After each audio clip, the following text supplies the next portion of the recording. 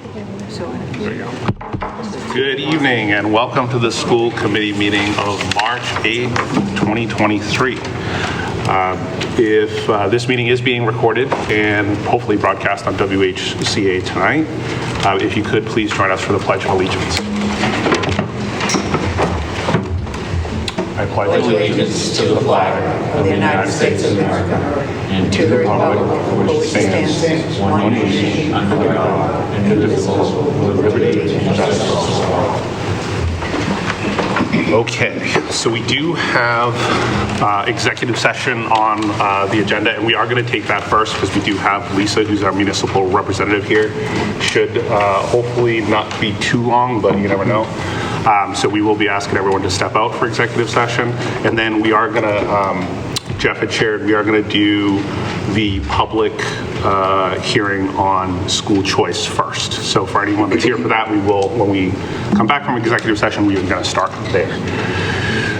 And we would be looking for a motion to go into executive session. The reason for that would be to discuss strategy with respect to collective bargaining or litigation if an open meeting may have a detrimental effect on the bargaining or litigating position of the public body. Specifically, this is for WHEA collective bargaining to review the Unit D contract. So moved. Second. Okay, and it's a roll call vote. Yes. Yes. Chris. Hillary. Yes. David. Yes. I'll vote yes. Dawn. Yes. Michelle. Yes. And Steve. Yes. Okay, we are in executive session. If you don't mind stepping out, we should be, again, 10, 15 minutes, hopefully. And then we'll re-adjourn. All right. We are back in session. Welcome again.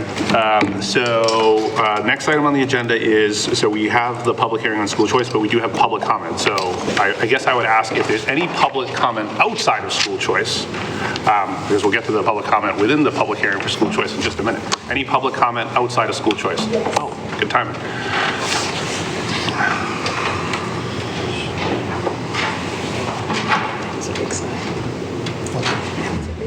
From me?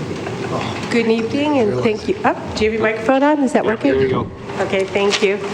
Good evening and thank you for your time. My name is Rosemary Conley. I'm at 405 Franklin. I'm here to talk about the inequity within the 5th grade between the two towns. I'd like to quickly make a note on when I am referencing access to education. I am including social emotional time because it is a blended, this 30 minutes a day is blended time with both access to teachers in part of it and then access to social emotion where teachers can observe children and make diagnosis or further care. That's part of an educational system. So we're saying access to this. I would like to sort of talk about the impact, the overall impacts of inequity, and also that there is no choice for the Whitman students to go anywhere else because of the way our agreement is written. It's very clear. And at this age level, Hanson's on one side. We aren't really truly regionalized. Hanson stays in Hanson, Whitman stays in Whitman. Not until we get to the high school do we create that really homogenized, mixed, true kind of equity where we're all getting that real service. So currently our 5th graders are getting a half an hour less. Now I want to put this in context of educational access. I want to put this in context with, say, truancy laws. Truancy laws, that's about 10% less educational access. Overall, it's about 10% less. I also want to put this, so I'm talking about truancy laws. Truancy laws is close to about 3.5 weeks, depending on your semester, it's broken up. But if a parent took their kid out for 3.5 weeks, they'd have the police knocking at their door. But the school in the 5th grade, the structure keeps Whitman kids out for 3.5 weeks. Amount of time, 10% of the educational time. I also want to talk about, say, a school program during the summer. Often those school summer programs are about 3.5 weeks. There are 2 weeks even. So this is an amount of a summer program and other things just because of a division in line. These are serious inequities. These are preventing access to one group of people. Now, a lot of us in Whitman are well aware, and I think I've heard from a lot of people, we've paid a lot over the years. We have about $4 million more invested if you include our separate aid, which we now know comes separate. $4 million more for less for a long time. Now we're paying maybe the same amount, and we're still getting less. And it just can't happen anymore. It is, somebody mentioned last week, does it violate the law? Yes, it does. It is a civil liberties violation. Now I want to know, do you have enough room for every student in the 5th grade of Whitman to go over to Indian Head?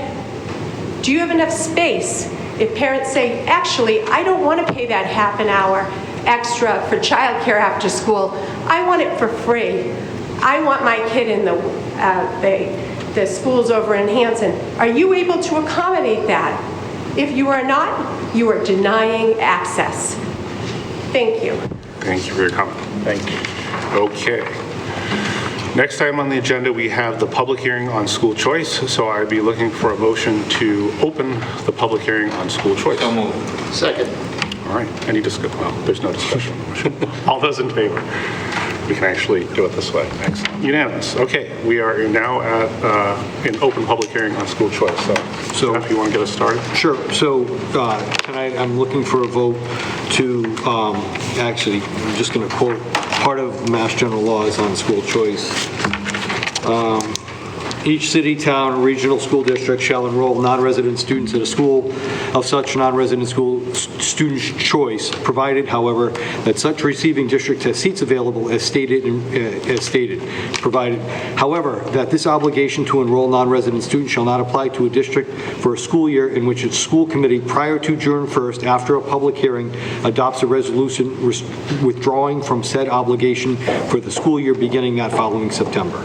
Any such resolution of the school committee shall state the reasons thereof. We did this last year. And such resolutions that said reasons shall be filed with the Department of Ed, provided, however, that said department shall have no power to review any such decision by a school committee. So in simple terms, it's school choice is open to all schools. It's an assumption that all schools and school committees have to vote to close school choice. In the past, we've closed school choice to every grade. In the past, prior to last school year, to every grade except grades 9 and 10, and students who were staying within the district if they chose to move out. So we didn't have school choice grades 1 through 8 or 11 and 12. So we closed choice to those grades because of enrollment, and we had it open to grades 9 and 10. Last year, we chose to close by vote all grades to the district. So tonight, I'm asking, we have to do this by June 1st. It was mentioned at I think a budget subcommittee meeting, because there are financial implications before we talk budget, before we approve an assessment, we should know if we're open or closed to school choice for next year. So just from a technical standpoint, you may not know the answer to this. So do we need to vote in the negative or in the affirmative? You have to vote to close school choice. So when we get to that point, yes, the motion needs to be, the vote would be to close school choice. And obviously, if there were yeses, then we wouldn't offer school choices. And if there's no, then we would. So it's kind of the inverse. Yes. You're voting no to do something. And I'm just correct. You're right. Okay. All right. Okay. Do you want to open up discussion?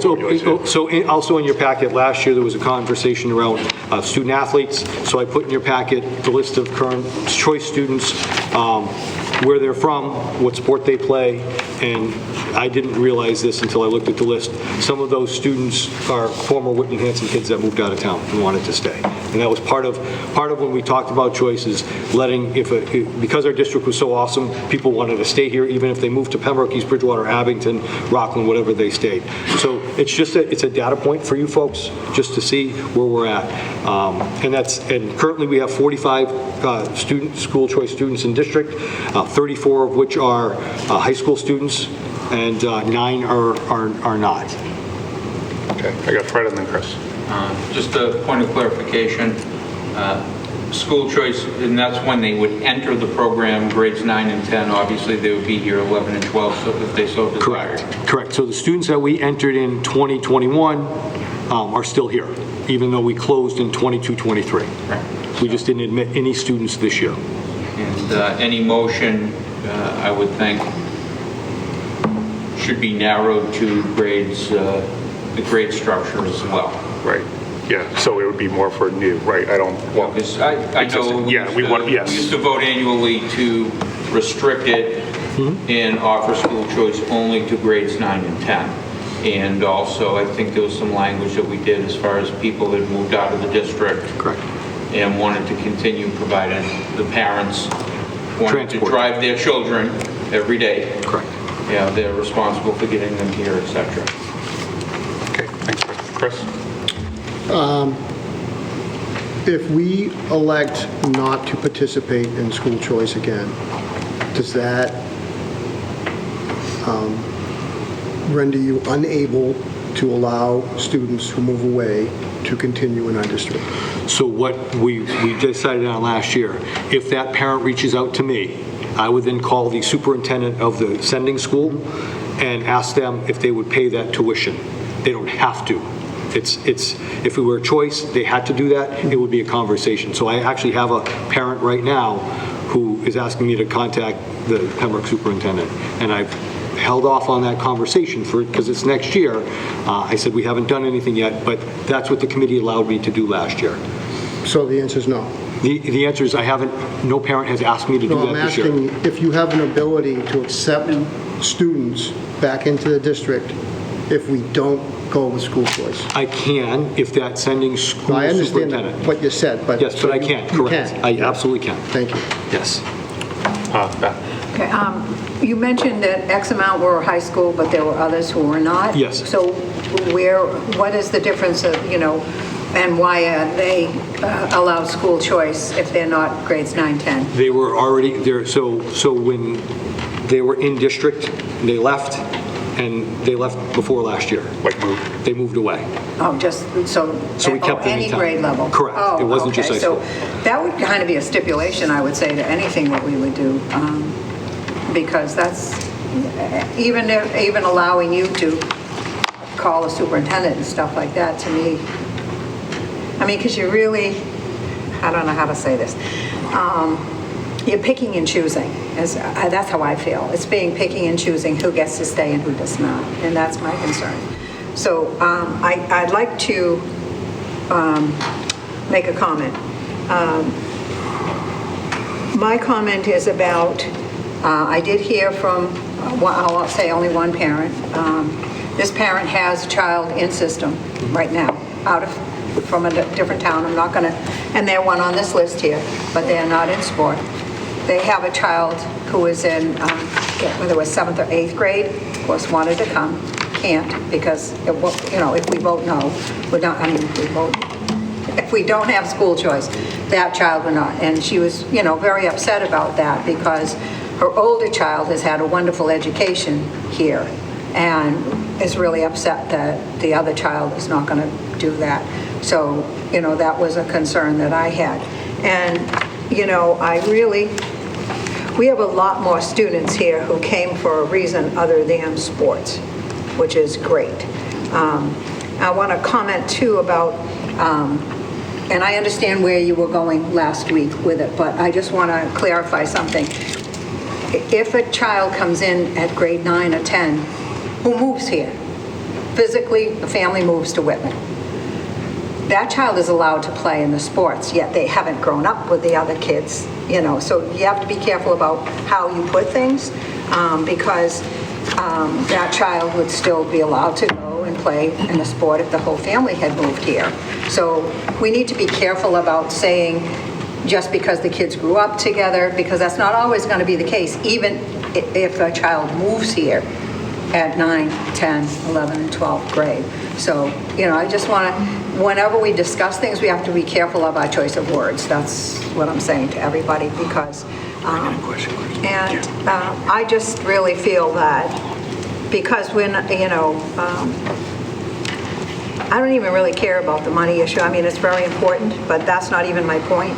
My point is, look at all the kids who came just for education-wise, and and even the sports. I mean, the one sport that seems to be really the one that's a concern is girls soccer, because you don't see any boys soccer, and I know they were always looking for kids in boys soccer and things, so, it's just very concerning to me that these other children, and I know with the AP, there weren't any of our children who had been here forever who were denied AP. They kept adding more APs and making the classes larger. So I checked on that information too. So there was nobody who was kept out of an AP class. So I'm done. Hillary and then Glenn. And then I want to give everyone a chance before we go on to. I obviously spoke last week about it, and I stand by my comments about opportunities for our students, and I understand sports. I will say that if a student moves here from another town freshman year, they have to get a waiver from the MIAA to be cleared to play a sport. So there is a process to make sure that things are in line, so it's not as simple, perhaps. I do think it's important that we do recognize sports. I think whether we want to admit it or not, sports, it's tournament time right now. If you look on Twitter, you see a gym full of kids, you see a hockey rink full of kids. And whether we like it or not, sports are the thing that develops culture and community for the students at the school. And that is a big piece. But if we take that aside, sure, a student has never been denied AP classes, but are our AP classes 30 kids in a class? That's not really great. That's not a great opportunity, and that could be very well where it is. And I appreciate, we're not denying a child, but from a class of 25 to 30, you are denying a child. You're denying that child more opportunity to talk to that teacher. You're denying them, that educational experience. It is so important that we take care of our own. School is the only taxpayer-funded resource that if you don't like what you have from your tax dollars, you can go use someone else's for a discounted rate. And I alluded to that last week. We get $5,000 per student, and it does not cost $5,000 to educate a kid. So they're taking my tax dollars and your tax dollars, and that is concerning. But more importantly, we've got kids who are part of these communities, who come in as freshmen, who want to be on student council, who want to be involved in clubs, who want to get their service hours, and a kid from another town who didn't even grow up here is going to come and has the potential to take that opportunity away. And we have to really be cautious. I am very much about providing our students with opportunities, and school choice slaps in the face of that. It does not provide our students with opportunities. It takes them away. And it's problematic for me, and nothing that I said last week, nothing I said last year, my opinion on this has not changed. I've heard from constituents, many in the communities, who don't want this. They don't want school choice. And that's what I'm hearing, and that's what I'm responding to, so. Thank you. Glenn? Not an opinion, just a question. Are any of these kids here because of disciplinary reasons at other schools? No. Is it a case-by-case basis? So once you open and you have empty seats. Yeah. So if I have just Sure. educate everyone too. So if we open up 10 empty seats. 20 empty seats in the freshman class. Yep. And 19 kids apply, I take them all. We have to take Okay, them you all. have to. Now, if there's 21, we have to. So I'm go up. expelled from Hanover High School, but you have to take me here? Expelled is different. Okay, Okay. but you because said that's- you had to. Well, right, but, so when I say discipline, okay? Okay. The schools, the sending school has to sign off that child has been expelled. In Commonwealth of Massachusetts, first of all, nobody's expelled. Is there communication between the Yes. two schools? Yes, because there's a document that you have to sign off on discipline. So, but you do not have any discretion to say no? No, but there are ways that you can have a conversation with that family. Yep. Because that family's responsible for picking up and bringing that child to school every day. Yep. So as far as that number, and I'll just give you the case. We've been open since 2001.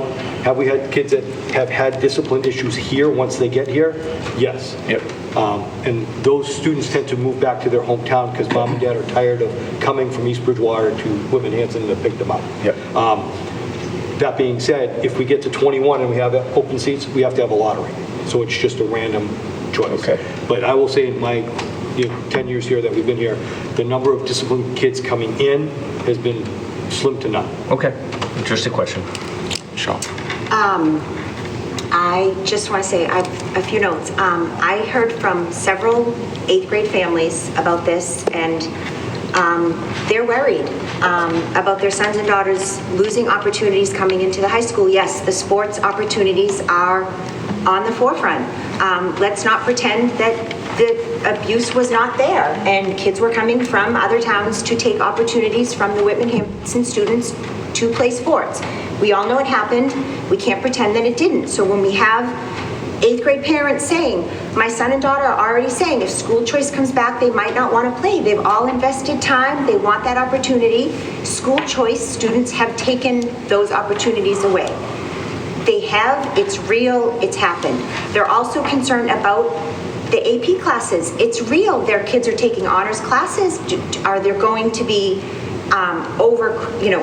like Hillary said, are there going to be 30 kids in a class? I don't know. We can't guarantee that's not going to happen. So there's parents of students in 8th grade that are worried. We shouldn't have worried families as their kids enter high school. Again, are they worried if my kid gets on National Honor Society? Are they going to be not having volunteer opportunities because of the school choice students? Again, these school choice students may be great kids, but they're taking away opportunities from our own Whitman-Hanson students. We talk a lot about equity. The past several meetings, it's been equity, equity, equity. Whitman versus Hanson, the equity of our students.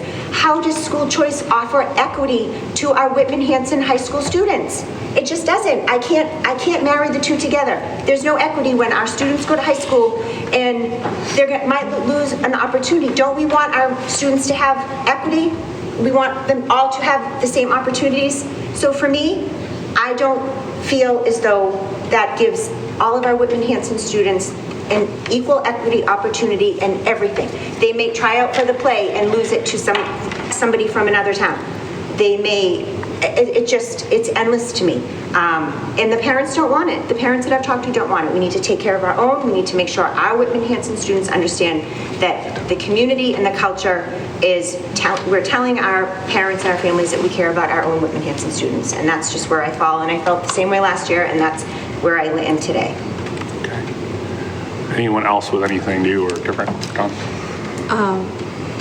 I'm looking at the list of the students. I won't obviously use any names, but there are 45 total, 34 high schoolers, and 12 I counted are identified as playing a sport. I'm having a hard time matching it up because it goes on to 2 pages, but it's first page, second page. And second page indicates that the student was originally Whitman-Hanson, correct?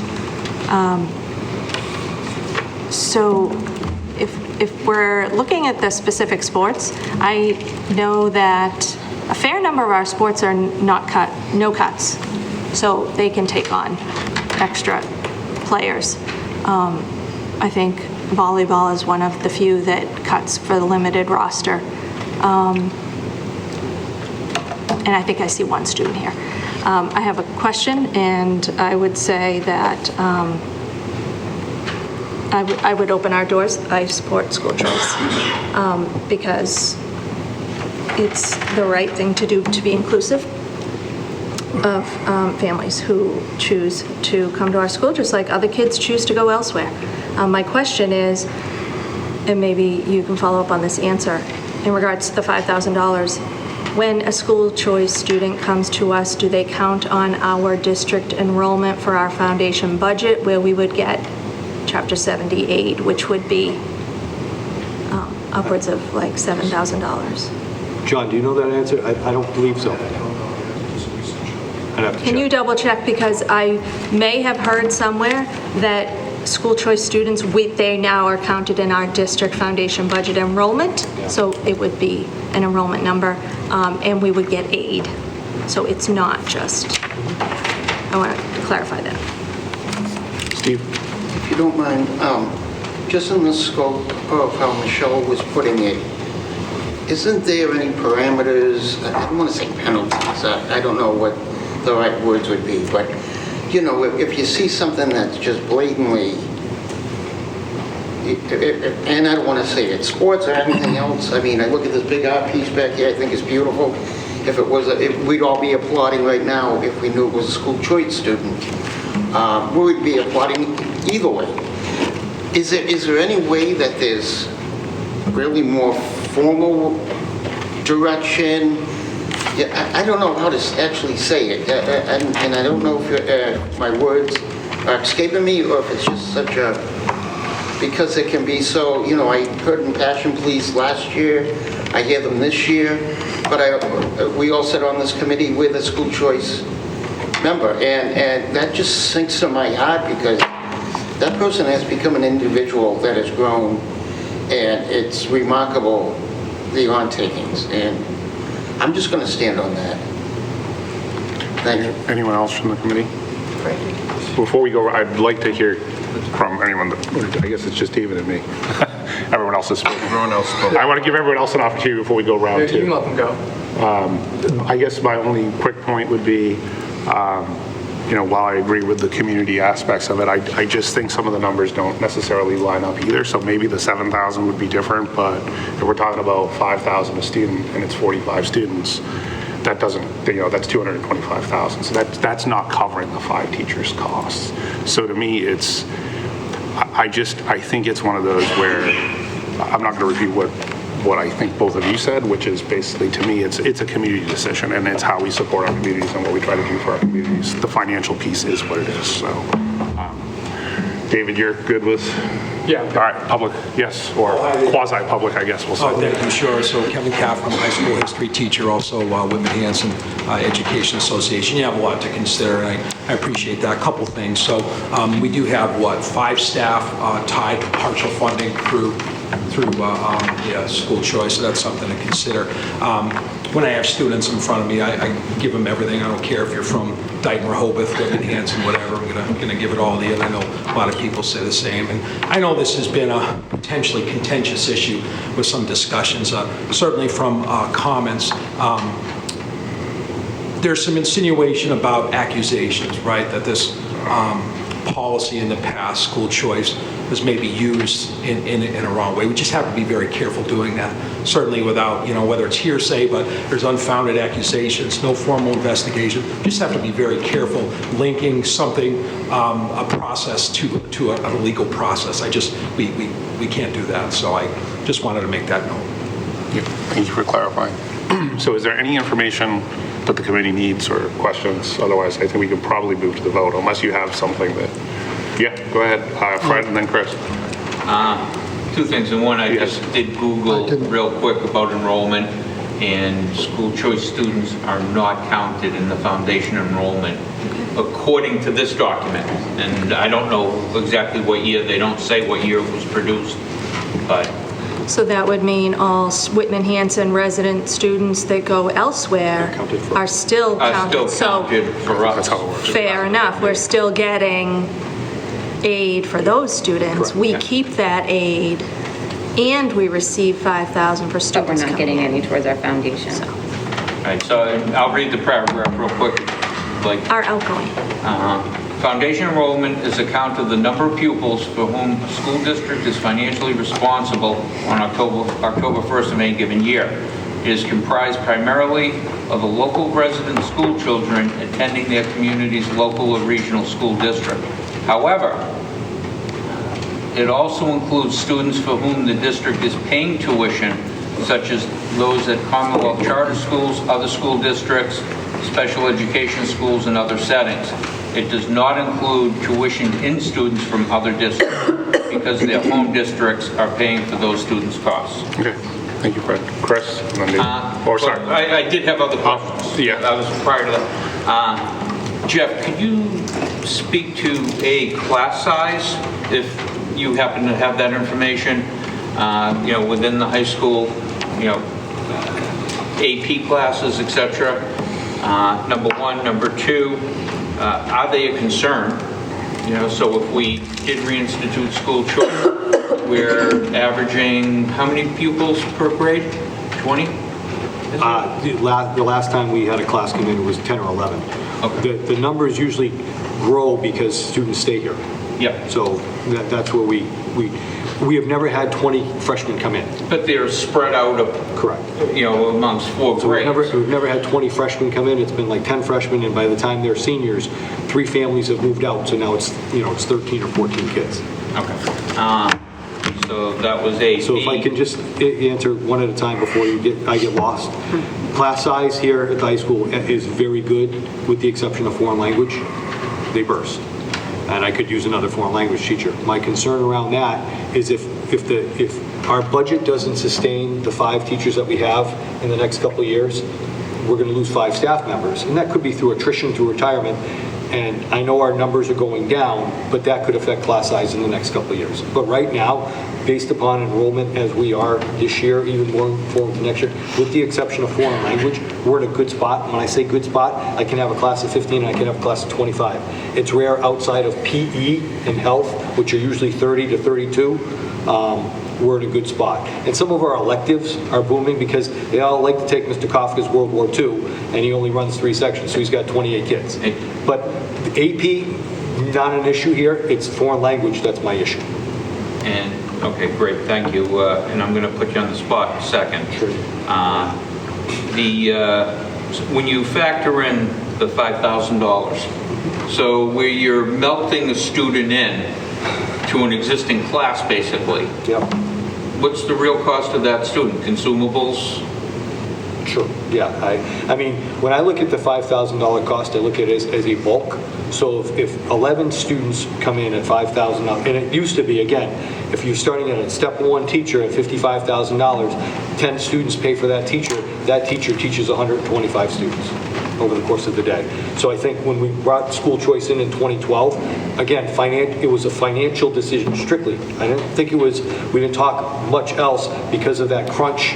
We moved the start times and we started with choice. But 10 students will pay for 1 teacher, 11 students, 12 students. As they matriculate, the teacher salary goes up. But that teacher can teach, if it's 20 per class, it's 100 students. Do you know what I'm saying? So without those teachers? I can't look at, the 5,000, what it is in the class. I kind of look at it as a bulk.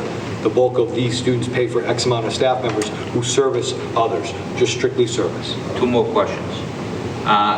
Can you attribute any specific opportunities that we currently have in our high school because of school choice?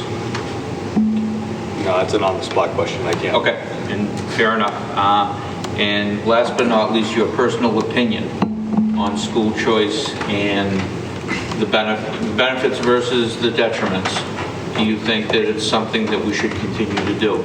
So as we're in budget time right now, I look at it financially, what we can be if we start to lose it. It's not keeping pace with the increase of teacher salary, and that's being absorbed by the budget. But I am concerned within the next 2-3 years, we're going to have to make up that $225,000 in the district budget. I think it's been a good thing for our school. But I also hear where the committees, where people are, and it could be something that if my son wants to be the lead in the play and doesn't make it because there's a school choice student there, I think as a parent I would be upset. Thank you. Chris? Can I just ask we're going to look for a motion next and then discussion, or is this the discussion? And I think we've had the discussion. No, I'm just asking to yeah. clarify. Yeah, so I think this one's a public hearing on school choice, so Yep. we're having the public hehearing now. Yep. We can certainly do more discussion in the motion, but I'm hoping we've been. No, I just want, because I just wasn't sure what you were doing moving to the vote. So, to me, this is an issue of community and access, right? And when I think of community, I look across the room and I see Mr. Boyce sitting over there.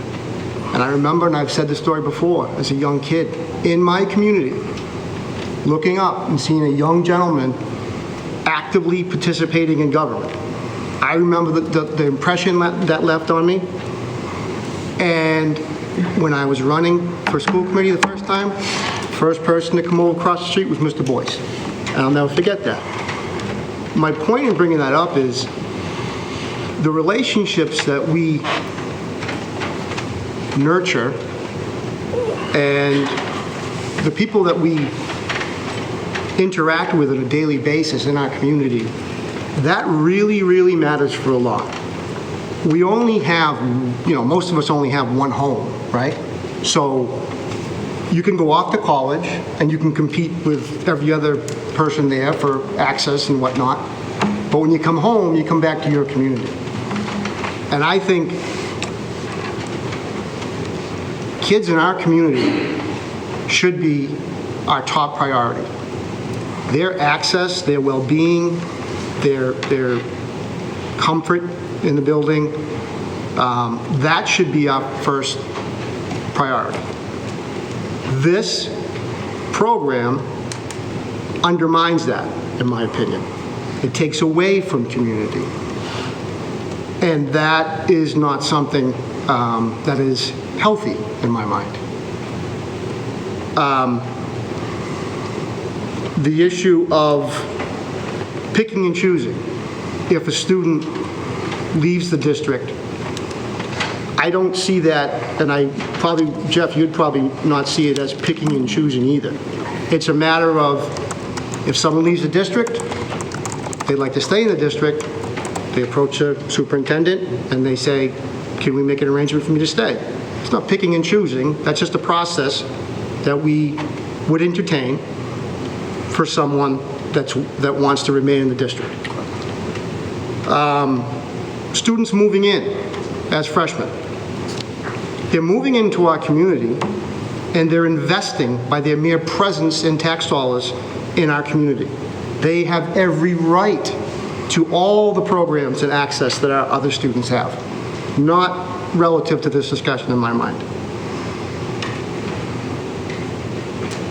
I think we need to stop relying so much on data. I've done a lot of looking into the last several years, systems thinking, system dynamics, and how systems function, and how one little piece of inflection might have rippling effects, or very often will have rippling effects within the system that go beyond whatever that initial intention was. And in this case, it was, as Jeff said, a way to make more money, a way to bring more revenue in.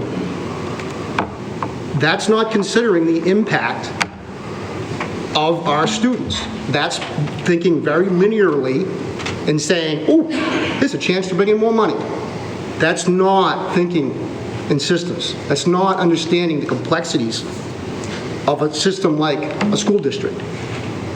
I think this program affects the average student more so than any other segment of the student population. And that's the largest segment of student population. Not the ones that excel, not the ones that need the most help, but the large swath of kids in the middle that are most negatively impacted by this program. So I would ask all of you to keep that in mind. And please do not bring this program back.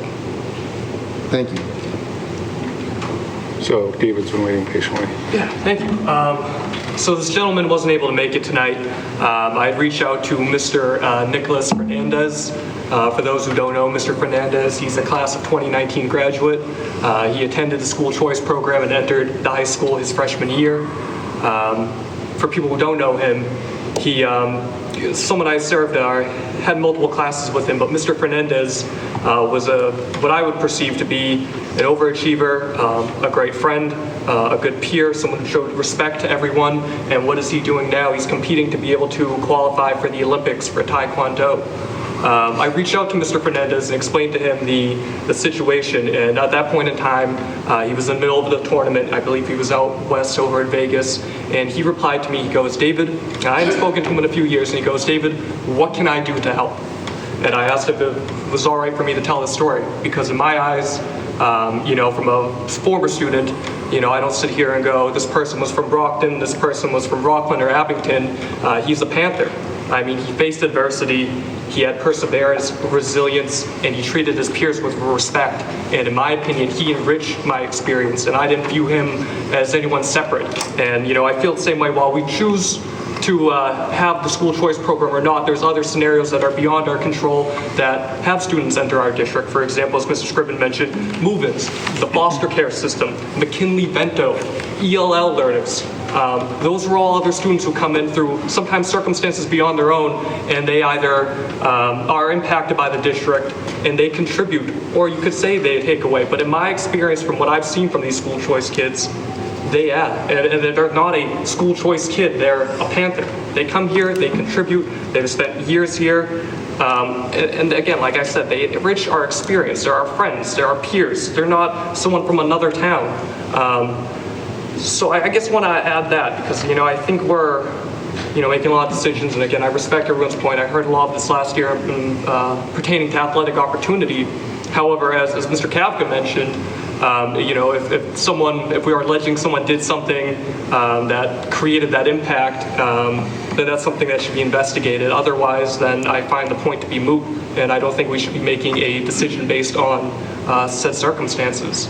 And I will say, when the data, I believe it's a third of school choice students are participating in athletics. Is that correct, Superintendent? Or was that? I'm looking at it right now. I know there's 34. I believe there's 11 students that are in athletics right now. So about a third? Yes. Good math, thank you. Yeah, no problem. So I guess what I'm getting at, and again, I respect everyone's opinion here, or one way or another, but from my experience as a former student, from what I've seen, these people do contribute. I consider them to be friends, and the fact that I can reach out to Mr. Fernandez years later and say, hey, this is the situation, would you be willing to either allow me to tell your story or to speak to the committee about your circumstances as to why the district should keep the school choice program and how it benefited you personally? He said, please. Yes, absolutely. And one more thing I'll just add, pertaining to, I guess the way I look at it too, I try to empathize with some of these school choice kids because, of course, I don't know Mr. Fernandez's circumstances, why he decided to come to the Whitman-Hanson Regional School District and what inspired and motivated him. But I did look into last year when we amended policy JICA and we allowed hats and we allowed do-rags and other items. During that same time period, over at the Brockton Public Schools, they actually amended their dress code policy to make sure there wasn't do-rags, and then they added metal detectors, and then there was stabbing. And in that same period, keep in mind, Brockton High School has the largest enrollment in the entire state. I'm pretty sure their high school enrollment is larger than our district as a whole. So sometimes I think, if Mr. Fernandez has an opportunity to be somewhere where his peers are, say it's Whitman-Hanson, and he wants to do what's better for him and be in an environment where he can be the best version of himself and contribute and not have to worry about being searched or targeted because of what they're wearing or whatnot, then I think we should really allow that and pursue that, because you never know. And again, school choice is one aspect, but there's other, again, I mentioned McKinley-Vento, foster youth, ELL learners who have to come in and we have to accept them, and they contribute to our culture too. And I just feel like this is a part of that, and we should be open-minded and we should allow them, because again, I don't look at it as the kid from Brockton, the kid from Abington or Rockland. They're Panthers. They preserve and they come back. And one more thing to add, I was reading an article last year on the Enterprise about Mr. Fernandez, and you know what they call him? They call him a Panther, a Whitman-Hanson Regional High School graduate. That's what comes when they talk about the Olympics and they talk about his contributions. They tie it right back to this district. So sometimes we need to think about what these alumni do and what they contribute and how they turn around and they change the perception and the culture within our district for the better. I'm sick of really hearing that, because they're from this town or that town, that they're negative or they're taking away opportunity. Well, sure, at some point, it's life. You go out there and you compete and you do the best you can. Sometimes because of the last name you have a better opportunity. Sometimes by the circumstances you're born into, you have a better opportunity. But you know what? They want to work in and they put in the work, and I think Mr. Fernandez is a great example of that, because he came in here, he made my experience better, he made our peers' experience better, he contributed, he put our district on the map, and he came back and now said, how can I continue to help? He didn't go back to Brockton and go, well, that's just where I went to school. He goes, I'm a Panther, what can I do? And if we want to hear from him, if anyone's curious, I can reach back out to him and see if he can come to the meeting or send a video or email us. Again, he's currently across the country right now, so he wasn't able to make it. But my point being is these are the people that we also need to think about. And again, whatever decision you make tonight, whether you're for the program or not, it does not change my perception of my colleagues on the committee, but I do want people to understand that there is a huge cultural significance to it one way and the other. And there's a financial too. And, you know, and again, I know everyone kind of doesn't want to talk about financial when we focus on cultural tonight, but at the same time, we have a budget to vote on next week, and then there's going to be more financial ramifications down the road, and we can't keep kicking the can. Keep in mind, we still have ESSER 3 to worry about as well. So if we continue kicking the can down the road, it's going to come back to bite us. So we really need to be more proactive and really think about the financial and cultural aspect. And you know, I will add, the Student Advisory Committee was going to come in tonight. They weren't able to make it. They had other commitments that did come up, work, and I believe there was another sporting event. But, you know, when I did speak with them, and I believe they're all right with me speaking about this, they were very, a huge proponent of school choice is the best way I could put it. And if you'd like to hear from them and their cultural perspective, they are preparing things, and they are going to have a presentation next week prior to our vote on the budget. So it'll be nice to hear their feedback. And that's what I want to add. There's the other side of it, and from what I've seen as a former student, I've seen their contributions, I see who they are, and it's just more than they're from this town, they're trying to take away opportunity and taxpayer money. They care, and it's not what they're thinking about when they're at school. They're just trying to make the most of their lives and their experiences, and I think we should be able to respect them. And I think sometimes it sends a bad message saying, well, if you're not from this town, then we're going to treat you less or look at you less. Where I know for a fact our teachers do not do that. They've treated us with the utmost respect. And I won't get, you know, too digressed or anecdotal, but I will say there's multiple experiences I think about on a daily basis. Even every time I walk into this high school, I think of teachers, the impact they've had on me, the things they've said to me that's put me in this position now, that's motivated me to, for lack of a better word, sacrifice my youth to some degree to serve this committee, because it's something I feel passionately about, because I care about this district, I care about both Whitman-Hanson, because I was from both towns, I lived in both towns and went to school in both towns. So I think about it quite passionately, and I really do hope that tonight the decision we make is to keep the program and to bring it back, because from my understanding it has been open since 2012, and to Scriven's point, and as Jeff said, it was done financially, but I think it has had a huge cultural impact, and I have not seen from my experience in the school district during that time period anything that has been negative or take away from one another. So I'll leave it at that. Thank you. So I think everyone has some passion that is shared around the issue, right?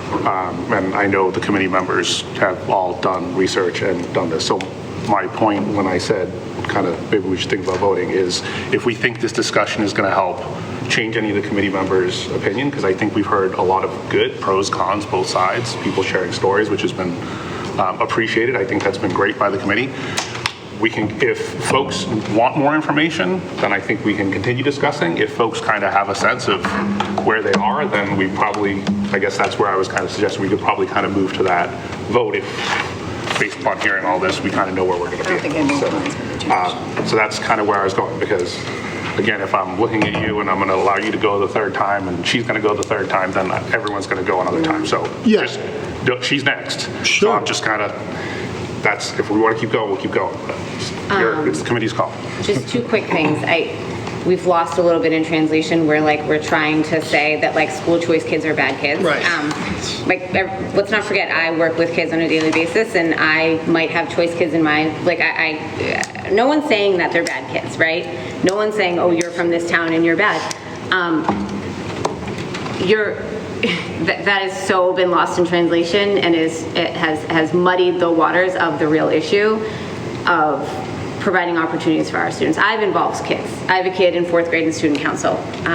If he continues to stay involved in student council and then comes and is knocked off and finds out that kid didn't even go here, he's from Rockland, I would be upset. I speak from experience for me. I would be upset. The youth sports, except for football, cheer, baseball to a point, but not really, are all combined right now. I coach 12 3rd grade girls from Whitman and Hanson. We are together. They are going to play together. There are probably going to be more girls joining. They're going to come freshman year. They know who their competition is. And let's not forget, the opportunity for these kids is not playing, it's being a part of the team. They might be number 16 on that team, but they are still part of that team. And by bringing in a ringer who might be number 1 or number 2, you're knocking those kids off. we talk about community engagement and getting our parents and our community to support a budget. How can we look people in the eye in these communities and say, sorry that these 3 kids who pay $5,000 for all of our resources, okay? Because that's the reality, especially, thank you, Fred, for finding that about the foundation budget. We're not getting anything for them. And certainly we're not losing anything for the students we lose, but we get $5,000. School choice tuition has not changed as long as I can remember. You know what has changed? The cost of educating a kid. That has gone up considerably, and the school choice tuition is not changing with that. So whether we have it or not, we're going to be spending more, like it's not going to be able to catch up, and we're exploiting children. When we talk about, well, the money, I cannot look one of my friends in the eye or my neighbor in the eye and be like, oh, I'm really sorry your kid didn't get that opportunity. But we made a revenue on it. That, I can't sleep at night if that's a conversation I have to have with people in my community. I cannot.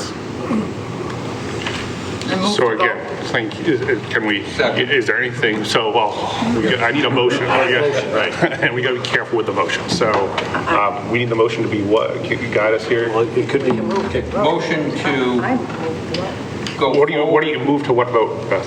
To vote for one way or another on this. I need a motion. Yeah, 'cause well, I just wanted to stop the conversation because I think everybody knows everybody's opinion now. You know what I mean? Here's the piece, though. If you motion to open to choice, there has to be a grade level assigned to that, or it's wide open. I know. So I was just trying to stop the conversation because we're all hearing everybody knows. And to your point, Chris, that we're not changing anybody's mind. But I do, so if we could, because Ms. Otina's here. Oh, absolutely. And then after that, we can maybe kind of move to deciding on this. Please, thank you for coming. Thank you. And I'm Kathleen Otina, Washington Street, Whitman, also on the Finance Committee, and you guys are a hard act to follow because you all feel very passionately about this issue. So I'm going to throw cold water on the discussion and just say from a purely financial numbers point of view, the school enrollment has gone down 15% since 2012. And eliminating a program that increases the enrollment at least gives you hope that programs will be saved. If the school continues to lose children, whether it's through a lower birth rate and no new families moving in, or failure to encourage school choice, I can see in the future there will be even greater scrutiny on your budget than there currently is. And there will be the possibility that some programs will have to be cut. So I appreciate David's passion. I appreciate the other people's passion for and against the school choice. But fiscal reality says that anything you do to reduce income is not necessarily in the best interest of the school budget. Thank you for your comment. I guess we can motion it either way and then kind of take it. I'd like to make a motion to accept school choice for grades 9 and 10 with the pupils allowed to continue and graduate.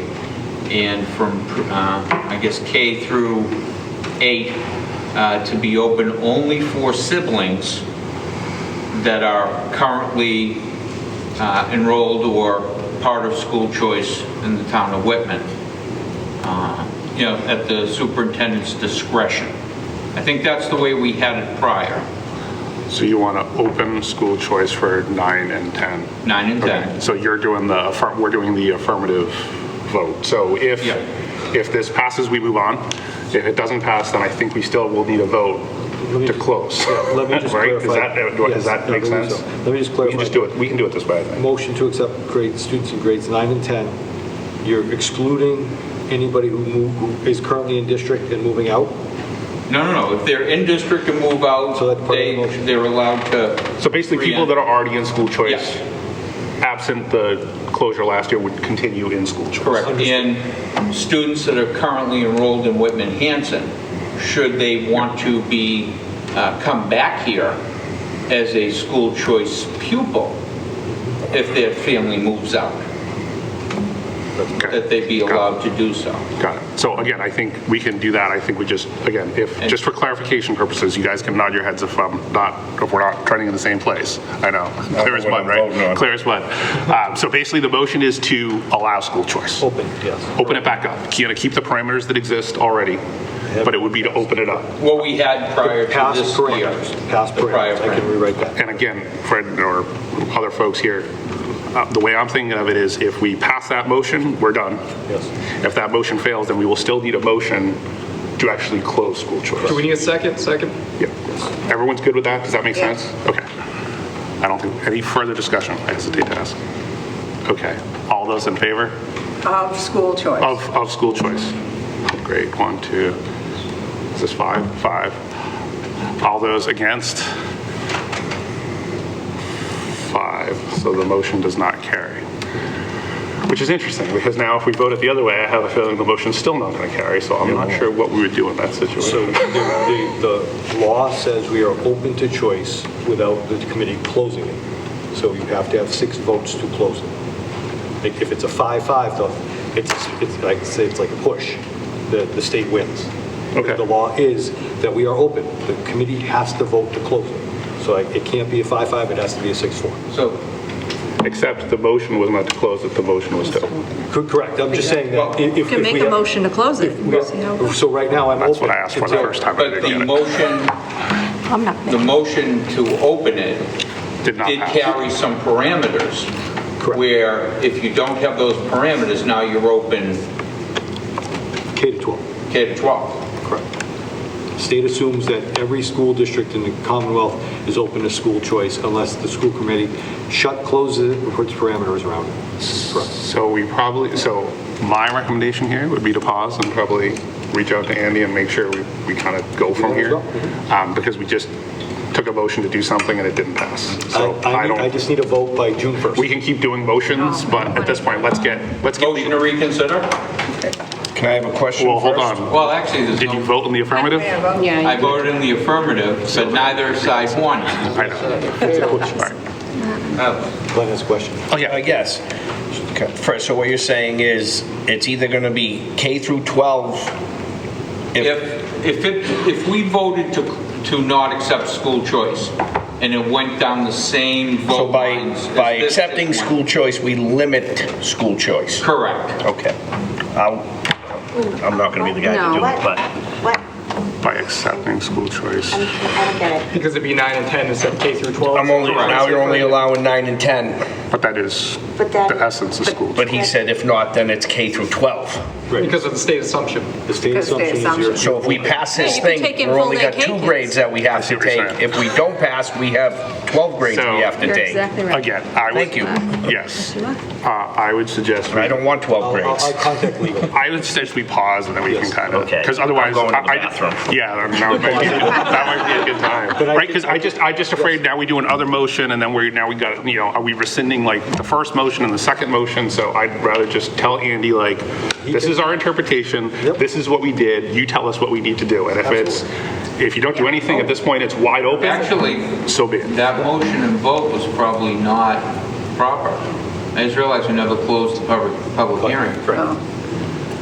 Well, that would be the second part. That's what we should do now. Yeah, I don't think you can vote, and Why wouldn't we vote in the public hearing? don't you have to close the public hearing before you can vote? No, Why? John? No. no. Why would we? We're voting. We're voting on the matter at hand.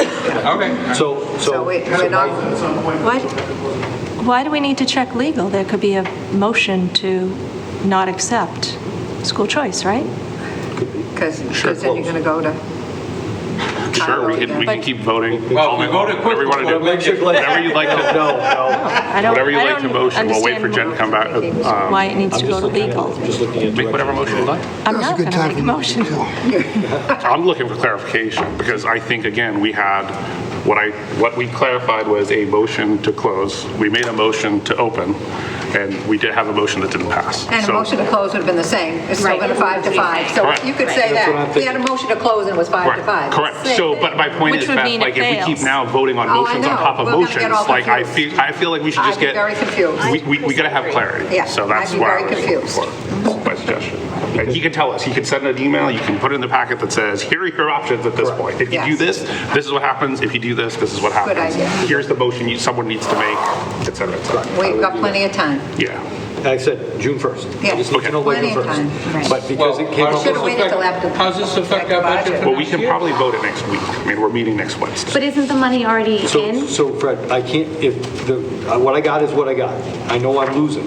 So it's really not going to affect this budget because the assumption is it's closed. To me, right now, the assumption is it's closed, so we didn't budget extra kids for next year. I don't know who's coming in. However, next year, we might, if I get 5 kids in, it's going to be $25,000 that is going to be already in the FY24 budget. It'll be revenue because I get it quarterly, and then we know that those kids are in the FY25 budget. So this budget necessarily in particular doesn't affect, I know who I'm losing right now. I just don't know what I'm gaining or what it could offset moving forward. So let me check with legal because again, the language in the law is, the assumption is every town is open until you close. Right. And just since we're talking, just letting folks know, East Bridgewater, Rockland, Abington, BR, West Bridgewater, Holbrook, and Avon are our locals that are open to choice. Hull, Hingham, Cohasset, Situate, Norwell, Hanover, Marshfield, Duxbury, Plymouth, Carver, Silver Lake, and Pembroke are closed to school choice. So we're right in the middle. Right in the middle. And one of the reasons we did in 2012 was because we started losing kids to other schools and to try to equate that loss of that of that expense with revenue in it too. So that was part of it. So let's get clarification. Let's see if we can clear it up one way or another next meeting. Okay, now could I entertain a motion to close the public hearing on So moved. Second. all those in favor? Awesome. Unanimous. We even got Chris. Okay, moving right along. George and Nikki are here to talk about where we're at with our interim assessments, what our interventionist coaches, our programs have been doing. I think you're going to find it a good presentation of where we're at and why we need to continue this program. Sorry. Can you get by? I didn't see that. Yeah. My head. Last time I talked, I don't think they had anything but VCR, so hang on. We weren't that one. Unruly cards. Stand over here, otherwise you're going to be sticking right through me. It's the morning, it's right before school. Oh, yeah, I can see fine, yeah. Thank you. Night. What they're talking about, is the presentation, but we didn't get it. Is this in the drive? No. I don't think so. Okay. It will be. Okay. It's not in the drive. I didn't think so. All right. So we're going to switch off back and forth then. So for the clicker, however, tonight what we're going to talk about is how we doing? How are our kids doing? And so that's cool. That's exciting. Probably not as lengthy, but that's what we're going to do. So let's hope. You want to go? Oh, yeah. Okay. What?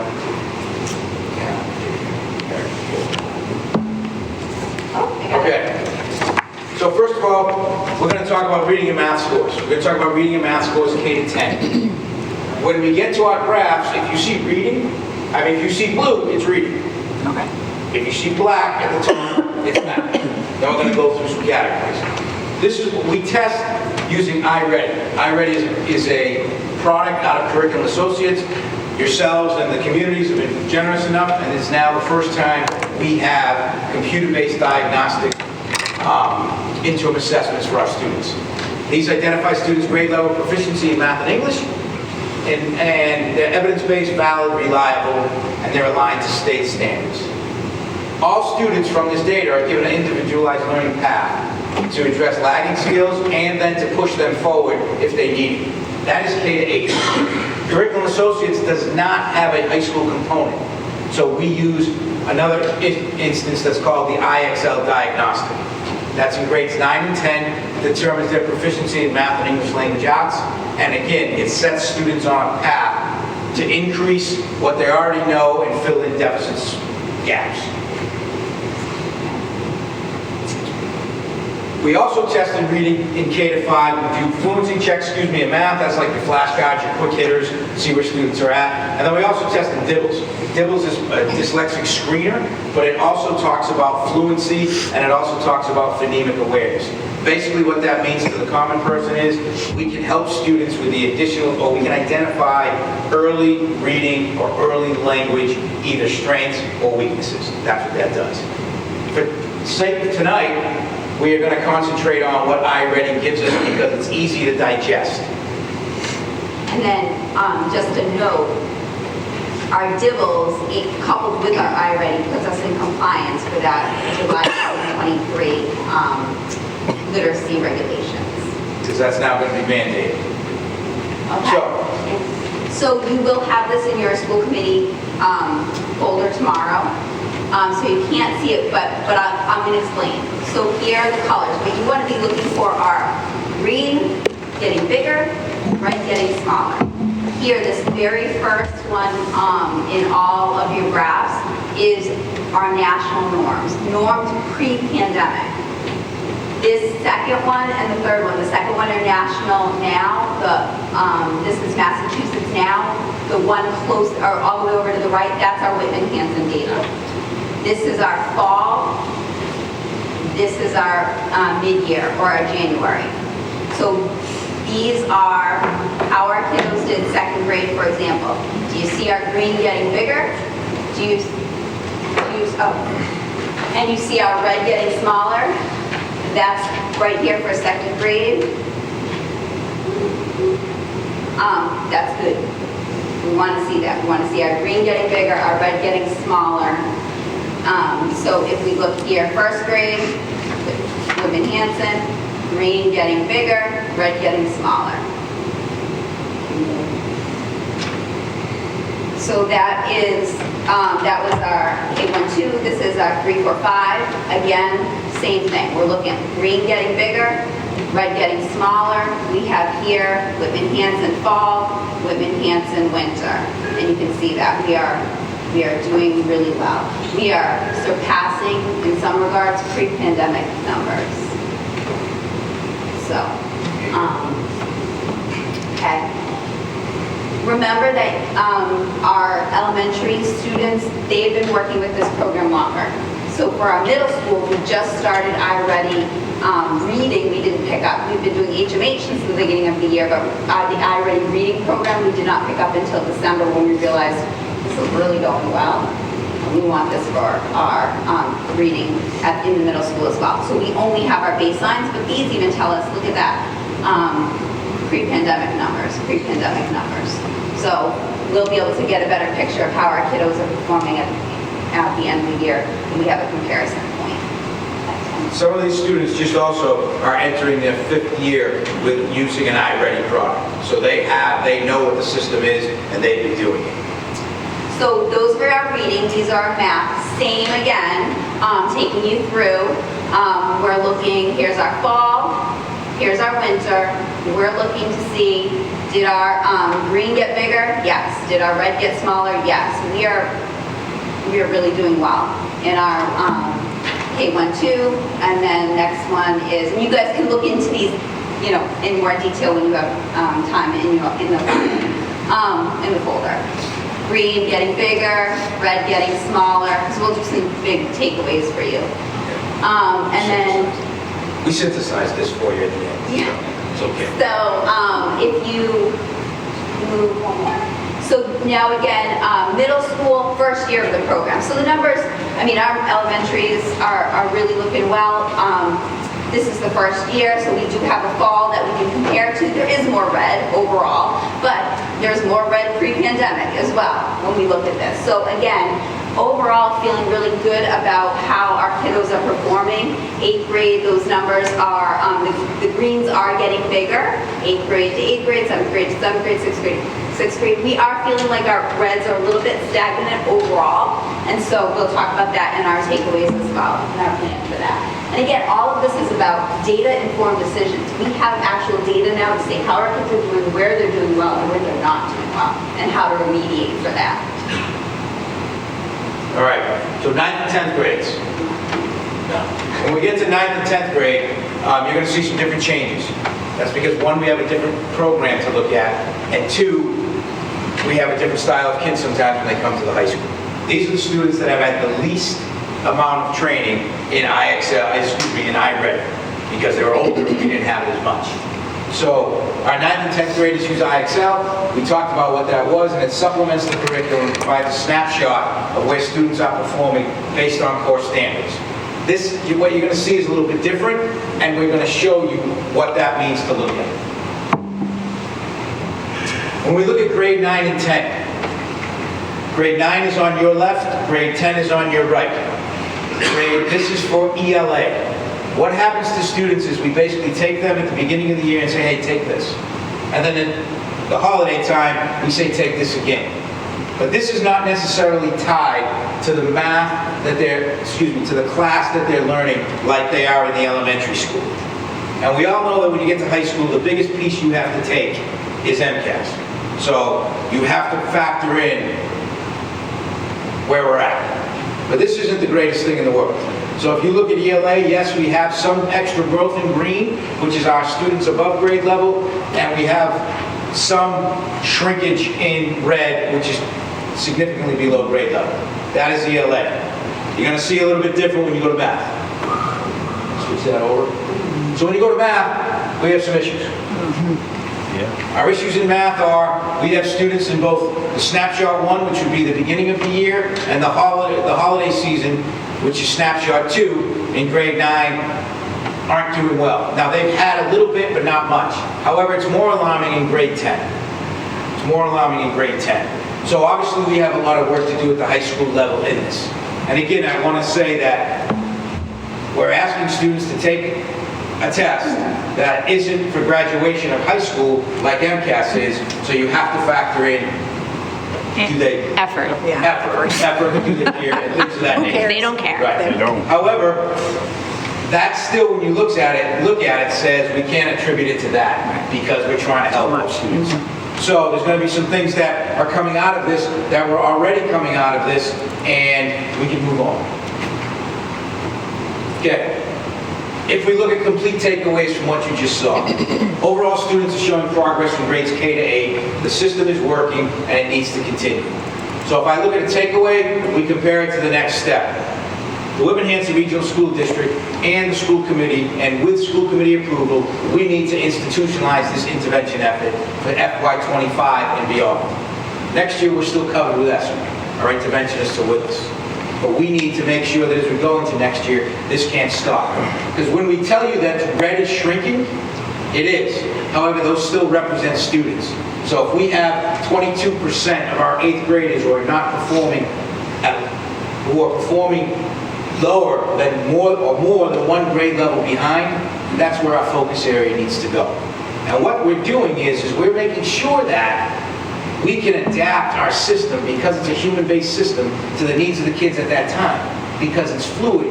So all kids get one level of tier 1 support, but what we now need to do is get to those kids in red with more intense pieces. We're also going to have the iReady math program for middle school, which will be purchased for next year. You'll all remember that I used to get mad at Jeff, and I'll still remind it again because this is what I like to do. I lost curriculum money. The curriculum line was cut $300,000. That's why it's still level service with it being back in. One of the components is to do that, is to bring iReady officially, because the grant that we had with DESE is ending, for the next 5 years at the middle school. Next year also signifies the last year of our contract for elementary, so will be re-upping that. Data shows that high school math is in need of an evidence-based math program. And for the first time, we will have it. We're going to have a new program for Algebra 1, 2, and Geometry for next year. The name of that program is Kendall Hunt's Illustrative Math. I encourage you all, if you want to look at it, you can go on Ed Reports. Ed Reports was like the old school Reader's Digest Consumer Reports, which when you wanted to buy a vacuum back in the old days, you could look at Consumer Reports and tell you which one's best and why. That's what Ed Reports does. You go to Ed Reports, you put in math, and it tells you if they're meeting expectations or exceeding expectations in all of the things that are out there. The number of pieces of programs for high school is obviously infinitely less than elementary and middle, because it's usually courses as opposed to year-long programs, but Kendall Hunt's Illustrative Math is. And I just want to add with that piece too, having this data now, again, I mean, we also, when we saw those numbers, we saw the red move, wasn't what we wanted to see, but now if we hadn't taken the snapshot, it's not like that number didn't exist, right? It's not like this. So now we have some information that's helping us make informed decisions. So yes, purchasing the math curriculum, but also figuring out opportunities for these students to work on that IXL more, and that will come down here. So we need to be working on those students in the red and the yellow moving them over. So now we're going to figure out how do we get additional half minutes. IXL was a requirement. It was a supplemental for when there was downtime or, maybe assigned as something after a quiz. It wasn't a requirement. Moving forward, we're going to say use that as a requirement the same way the K-8 is using iReady. And the other piece here is we're solidifying our K-8 model so that it matches, so that our elementary and middle school now will all have a win. Because right now with our middle school, we've been giving the students in the red and the yellow additional time, but now we're going to have all students have the additional time and then give supplemental tier 2 and 3 to those red and yellow. So, so are there any questions? The new math program, Algebra 1, 2, and Geometry? Yep. Is that beginning in 9th grade or 8th grade? No, that'll begin in 9th grade. So what we're doing is, if you'll remember, we used to have maybe you don't, about 5 I was just going to say 5 years ago. About 5 years ago, we used to offer an Algebra 1. It was a track system in middle school, and we really didn't have a formal program. So we moved away from that because the standards moved away from that, and we went then to a high school formula where we sort of had to bridge the gap between those that had an algebra experience and those that didn't when they got to 9th grade. So this will be the first formalization of, in 9th grade, Algebra 1 will have a formal program that will be followed. Algebra 2 will, and then Geometry will, and that's using illustrated math, which is there. iReady has all the components of an algebraic program because what it does is it teaches students to think algebraically, which is more left to right than opposed to up and down like most of us learn. Some of you are younger than me, but most of us learn. So that's why we can do that. Yeah. So that'll begin in 9th grade. That's exciting because I remember getting the letter, I think when my daughter was 8th grade, and there was that switch in the math program, and I remember calling Brian Seeley, I think, and saying, trying to understand, and I just felt like it was disjointed for a few years, so. Because when you look at this, really, our younger kids are really killing it, and that's a definite credit to what's happening in the program, but also what's happening to the staff. We have asked the staff, remember we had a breach, I reminded you all last week, but we definitely have asked the staff to do a lot of work in this. They have gone above and beyond. They have changed what they do. If you can see at a 2nd grade level, we go to power block and all the kids, you lose your class and they're all broken up. And they're broken up by their deficit areas or their strength areas. And they go to the adults that are out there and they get intensive 35 minutes. Then they also do their minutes on their path, which is the computerized piece. And it is proven that 45 actionable minutes or 40 minutes a week will increase students' deficits and increase your scores. And if you start to look at that, as students age up, the goal is to push them to the grade level or above. And then that's where the supports are going to be needed, additional or manipulated, maybe is a better word for it, to really target those kids who are 2 grade levels below. And I know Fred has said it, he's probably going to wait to raise his hand, but he's asked, well, what happens when everybody's on the grade level? And again, I'll go back to, if that were to happen, we would be the greatest educational institution this side of Finland that ever took place. But that's what we're looking for. I have a couple questions. I guess I'll start with the high school. So the grade 10 assessments that you did, are those MCAS based? Do they parallel with MCAS? So 10th grade MCAS has more geometry than algebra. So is that perhaps why there was more red, because those students maybe were taking algebra but were asked to go back to geometry? Yes, some of that was, and we also what we tried to do was sort of infuse geometry into both Algebra 1 and Algebra 2 for our students. And so it really was sort of a mismatch. So this is the ending of the era of what was taking place previous, and this is now, let's do it with a research-based, evidence-based piece as we move forward. Okay, and then to the elementary school data, I think it was the grades 3 through 5 slide, the second one had more red on the bottom than it looked, and I could be wrong because it's not there, but it looked like it had more dark red. I know that sometimes with my kids in their experience with iReady, sometimes they'll be kind of ahead of where the teacher has taught them. And iReady self-corrects, and but it kind of lets them go ahead a little bit. But usually, so would that red reflect an instance like that, or is that read truly like these students are great? So what I'm saying is if you've got a fourth grader who's actually in a fifth grade standard, but they're very low on that fifth grade standard, is that reflected in some of those dark reds? Like, is there a way to tease that out? Some of it is, but also, it's also, the biggest stagnation area for dark red was in grade 8 math, in the second hand on the right-hand side. And what we found in that is, yes, we found in grade 8 so far that students who are on grade level or above grade level, we pushed more to that level.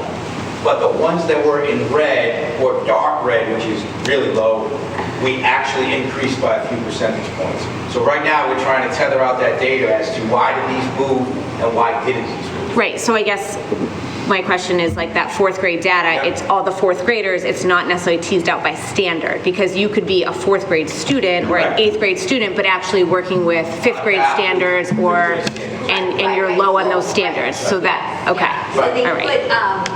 They could be not having been exposed to something in a little bit, but the good thing with I'm Ready is it's cyclical. Yep. So it will go back to that skill at some point, and that's why we really like that program. So to your point, could the diagnostic then been honing in on the skill that the student had seen in a while? Yes. Absolutely. So there's going to be some of that variance too, which is another thing with our high school data, especially around the math that we're thinking is, our teachers have done a phenomenal job. The teachers across the curriculum. At the high school level, they built a lot of their own curriculum. The standards built their curriculum, built with the standards, and we were talking about it. It's like we could have the best, contractor, but if you're asking them to go cut their own wood and build the house with that, what kind of house are you going to get? Versus, a contractor who gets the supplies for them. So we are looking now, we're going to give them the right tool. They just hadn't had the right tool, and this tool, the curriculum we're looking to purchase, it also has that same spiraling effect. So it won't be, to your point, which is a really good one, yes, they'll get geometry as a freshman, but they're going to get some of those skills again because they're teaching MTES at the end of sophomore year.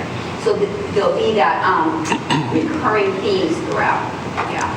And the illustrated math curriculum is actually free and it's online. You pay for the professional development. So we tried to reapply for the math grant for next year, and we didn't qualify. So what's happening is that we're going to be really spending the money on the professional development, on the implementation of it, so we can make sure our teachers are ready to go to help the kids. Great, thank you. Thank you. Thank you. So can I just shout out too, again, without the curriculum that we invested in 5 years ago now, you wouldn't have this data. You wouldn't know because we were ramshot across the board. Without the input or the placement of the interventionists, we would have data, but it wouldn't be as broken down, and we might not see the gains, correct? And this falls under the umbrella of MTSS. Yeah, it's a beautiful combination of staff, working hard, doing things a different way, dealing with students who might be seeing more trauma from a post-COVID world, coordination at the central office level to try to move kids forward, and it's working. So next year I'll bug you all. Yes. I'm still here. I'll bug you all, and that will be, what do we need to do to keep this going and institutionalize it? Because that's what's coming. Can I just add one comment? Here. What are you talking about? I just want to say, the power blocks, and I know this was something that came out of COVID for those, but my kids, just from personal experience, my kids love them, and they love them because oftentimes they get to be paired with a different teacher, but they get to be paired with different students who are in their classes, and every day when they come home, that's the first, in power block today we did this, in power block today we did that. And it's awesome that there's that thing, but also that we're seeing this data, and so it's like a nice thing that this was money we spent and we're actually seeing the positives. Yeah. You'll get this later. This will be another presentation on the road, but we did all that survey too. 2,739 students responded to our survey, 3 to 12. So it's going to be a little bit before I get through it all. But I did want to just share that 91% of our elementary students, 91.5% of our elementary students said they often or always feel encouraged by their teachers, so shout out to the teachers out there. And 80% of our secondary students are saying the same.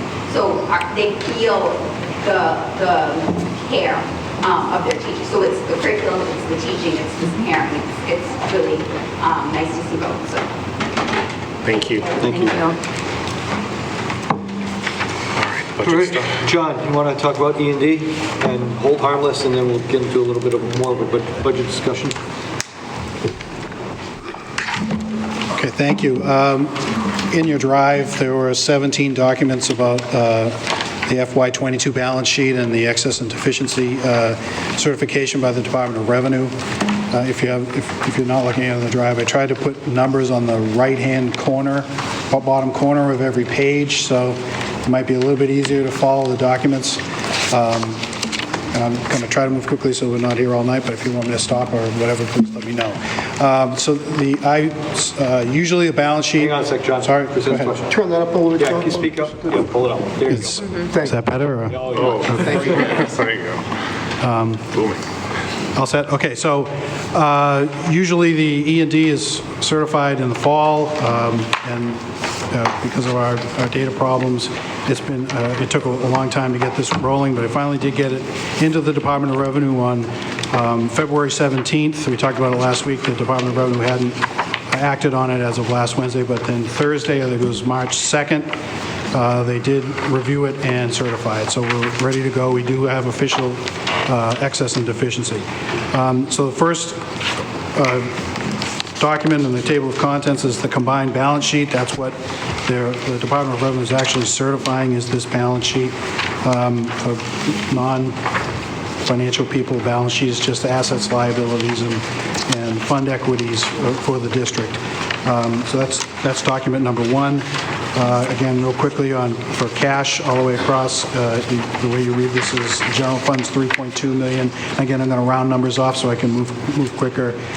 Special revenue funds are 3 million. Capital projects are 441, et cetera, all the way over for a total cash in the district as of June 30th, 2022 of 7.369 million.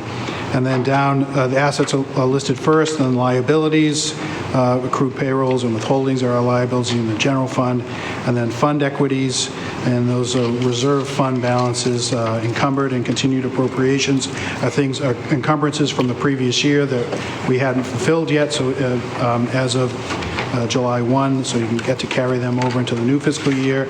Expenditures are votes from E&D, and we did have some votes from E&D, and I'll go through them later on. Bond and band premiums, again, it's a longer discussion, but bond and band premiums that the district received are supposed to be reserved. If they're not spent on actual costs of the reason for the band or the bond, they're supposed to be reserved and ratably charged over the length of the loan. And that's what I did there. And again, petty cash is a small amount. So the excess and deficiency down the bottom left, or the unreserved fund balance, is 1.771. That's the excess and deficiency before any deficits and other things. So again, I moved through that real quickly, but if you want to move to document number 2, this is a statement of revenues, expenditures, and changes in fund equities. So this is where the revenues and expenditures and transfers in and out come from. Again, the way to read it is general fund had 29,993, 689.08 of assessments to member towns. These are all categories of revenues, and they go all the way across for a total of revenue of the entire district of $68,109,178.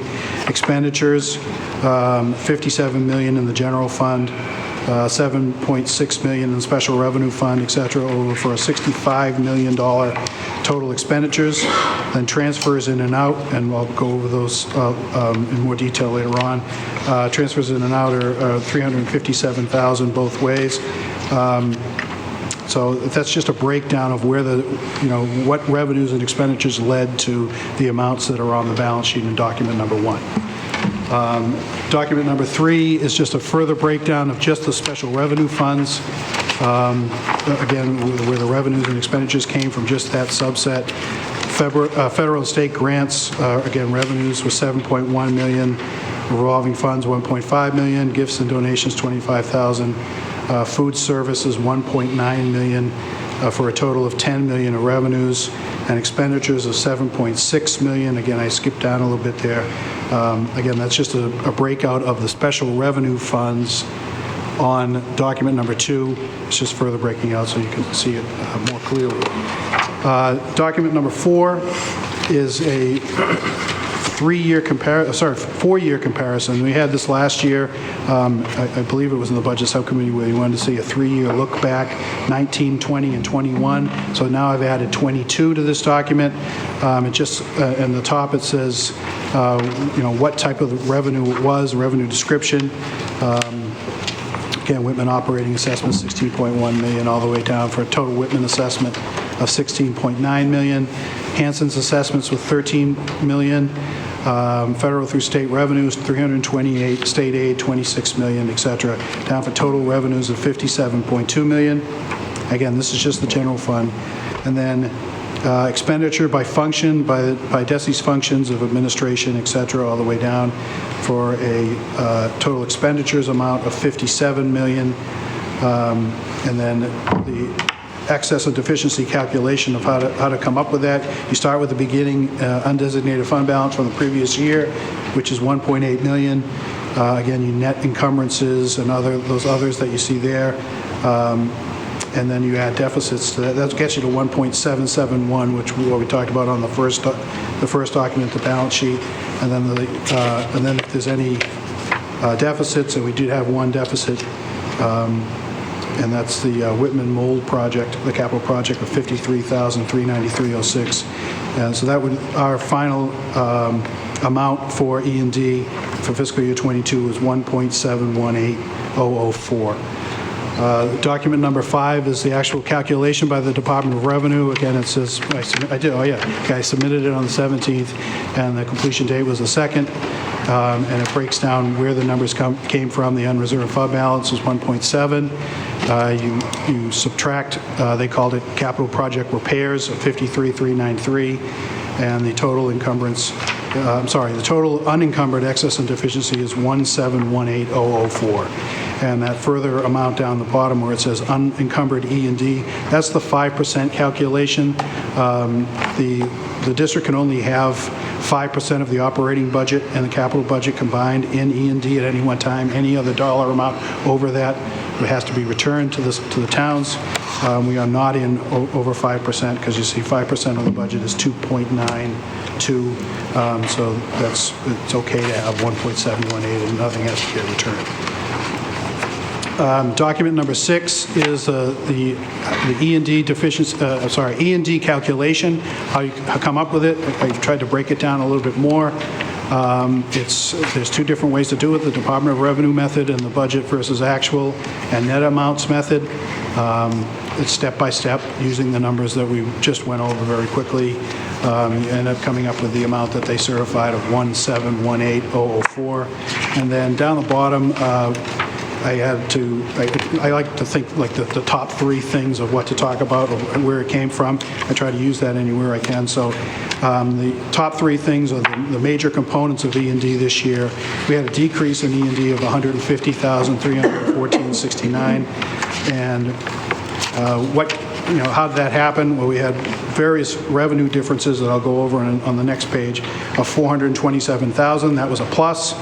We used $523,885,000 in the FY23 budget. That was $400,000 for Chromebooks, and there was also paying off the Whitman water sewer bill that was outstanding of 123 something, 884, I believe, 866, something like that.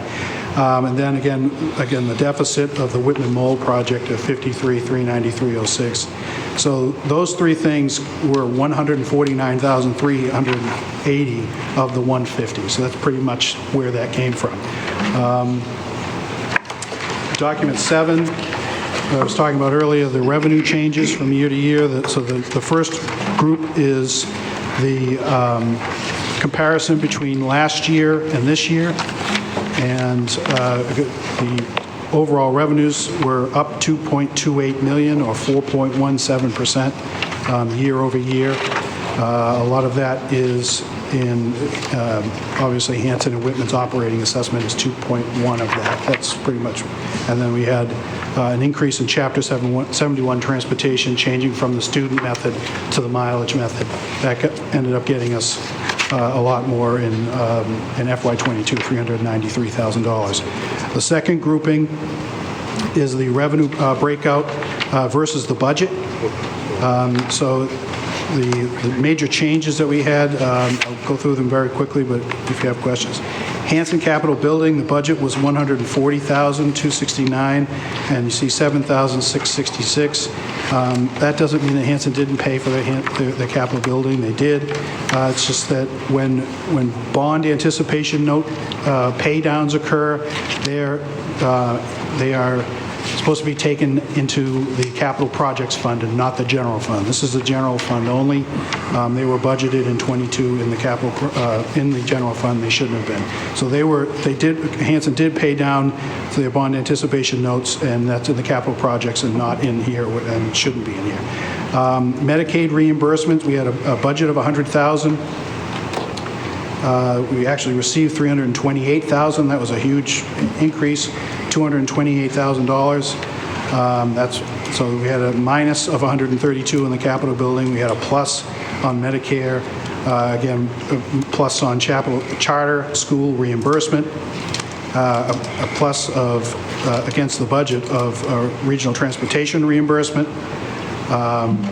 School choice is a negative $246,000. Again, in fiscal year '22, it was budgeted in the general fund. School choice is a revolving fund. The revenues and expenditures are in the revolving fund. It should not have been a general fund source of revenue. So that's why it says zero there, because I probably put it in the revolving fund. And then interfund transfers in $357,000. That's a positive. And most of that is CARES Act money that we received after the end of the year. So if you're used to businesses where you can go back and restate earnings, we don't do that here in the Commonwealth. Once a year is over, and then you do whatever changes you need to make, you make in the year that you're in. So we received, I think it was December 28th, I believe it was Ms. Green and our state representative for Hanson, Josh Cutler, said they still had money from the CARES Act that they were going to have to turn back to the county, and if we had any eligible costs, so that we could put use that money before it went back to the county and then back to the feds. So we did have it was okay to do that, and the CARES Act is to go back excuse me, into 21, find more eligible costs, submit them, and get reimbursed for it. So that was of the tune of $320,000. And the other transfers in were other revolving fund amounts that the auditors had asked me to close because they're not technically revolver funds. Again, the state law says that unless otherwise segregated for another purpose, all revenue received is a general fund revenue. So that's where it got put in there as an interfund transfer in. So versus the budget, it was $427,000 up, or 0.75% increase to the budget. Excuse me. And up to the top, it was a 4.17% increase over last year's revenue. Document 8 is John, just real quick. Sorry, go ahead. Yeah. So before, because we're starting to get kind of deep into FY 2022 activity, and I think tonight was really E&D, hold harmless, and FY 24, unless it's and OPEB. So I know the committee has this and they have it in the drive. I don't know if there are questions on any of the documents, but I just don't, I want to save you the time if we've already invested the time to read it and look at it, but you go through it again. So any questions on the FY 22 stuff? Okay, cool. So you want to, where do you want to go next? So John, can you just reiterate what we put into E&D, what's in our current E&D, so the committee knows? Well, you got that, right? So cover that, the 1.7. You got that? Yes. Just want to be clear because it might have gotten lost. Okay, great. You can go to hold harmless, please. Oh, sure. Okay. Thank you. Well, I think it was last week the committee asked for, do you want to go to SR 2 and 3 first? I'd like to go to hold harmless first. Okay. Hold harmless is in your drive under FY 24 budget. It's a form that looks like this. It says foundation budget analysis as of 3/1. So our foundation budget went up from fiscal year '23 to fiscal year '24 from $42.6 million to $47.6 million, or an increase of about $5 million. And So just for, it is in the handout too, it's right after, it looks like there's, I'm gonna guess it's like a Whitman budget document, and then right after that, there's a document that looks like this. If you don't want to hunt for it. Yep. Right after that is one that looks like this. Has blue underneath. You got it, yep, that's it. Thank you. Sorry, thank you, John. that's okay. I think we had discussions last year about what would happen with full-day K to our hold harmless, and then also with low income, and what would, where it would go. Well, it ended up from fiscal year '23 to '24, there was an increase of $5 million or so to our foundation budget. And you can see the breakdown. This is from the DOE website, the DESI website for '23 and '24. It's most of it, again, I'm in the top 3 type person, so it's between half-day and full K is about $1 million. Low income is about $1.2 million. Elementary is $879. Those are the top 3. And then the bottom are student counts from DESI's website. And again, the student counts don't add up to the total students because some students are counted more than once. So what does that mean for hold harmless, John? Are we in a better spot than we were last year? Yeah, so I thought that we would take a lot longer to get out of hold harmless than it looks like we're going to, because we just made up a substantial amount of it just in 1 year alone. So meaning that, moving forward, if we come out of hold harmless, Chapter 70 monies should increase to the district as part of the SOA Act, correct? Yes. So right now, we're only getting $30 a student.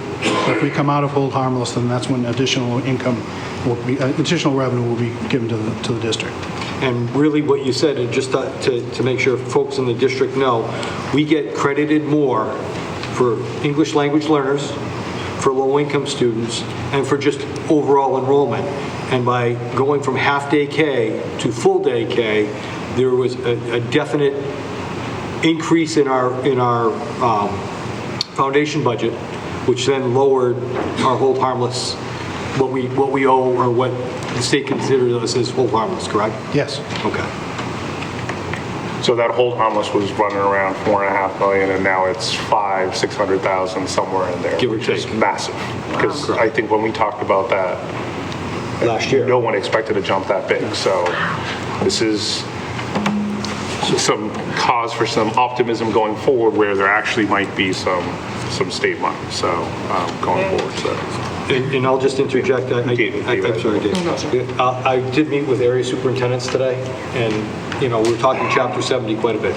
We're not the only district that only received $30, okay, per head. But some districts have received up to the tune of $3.2 million in SOA funds.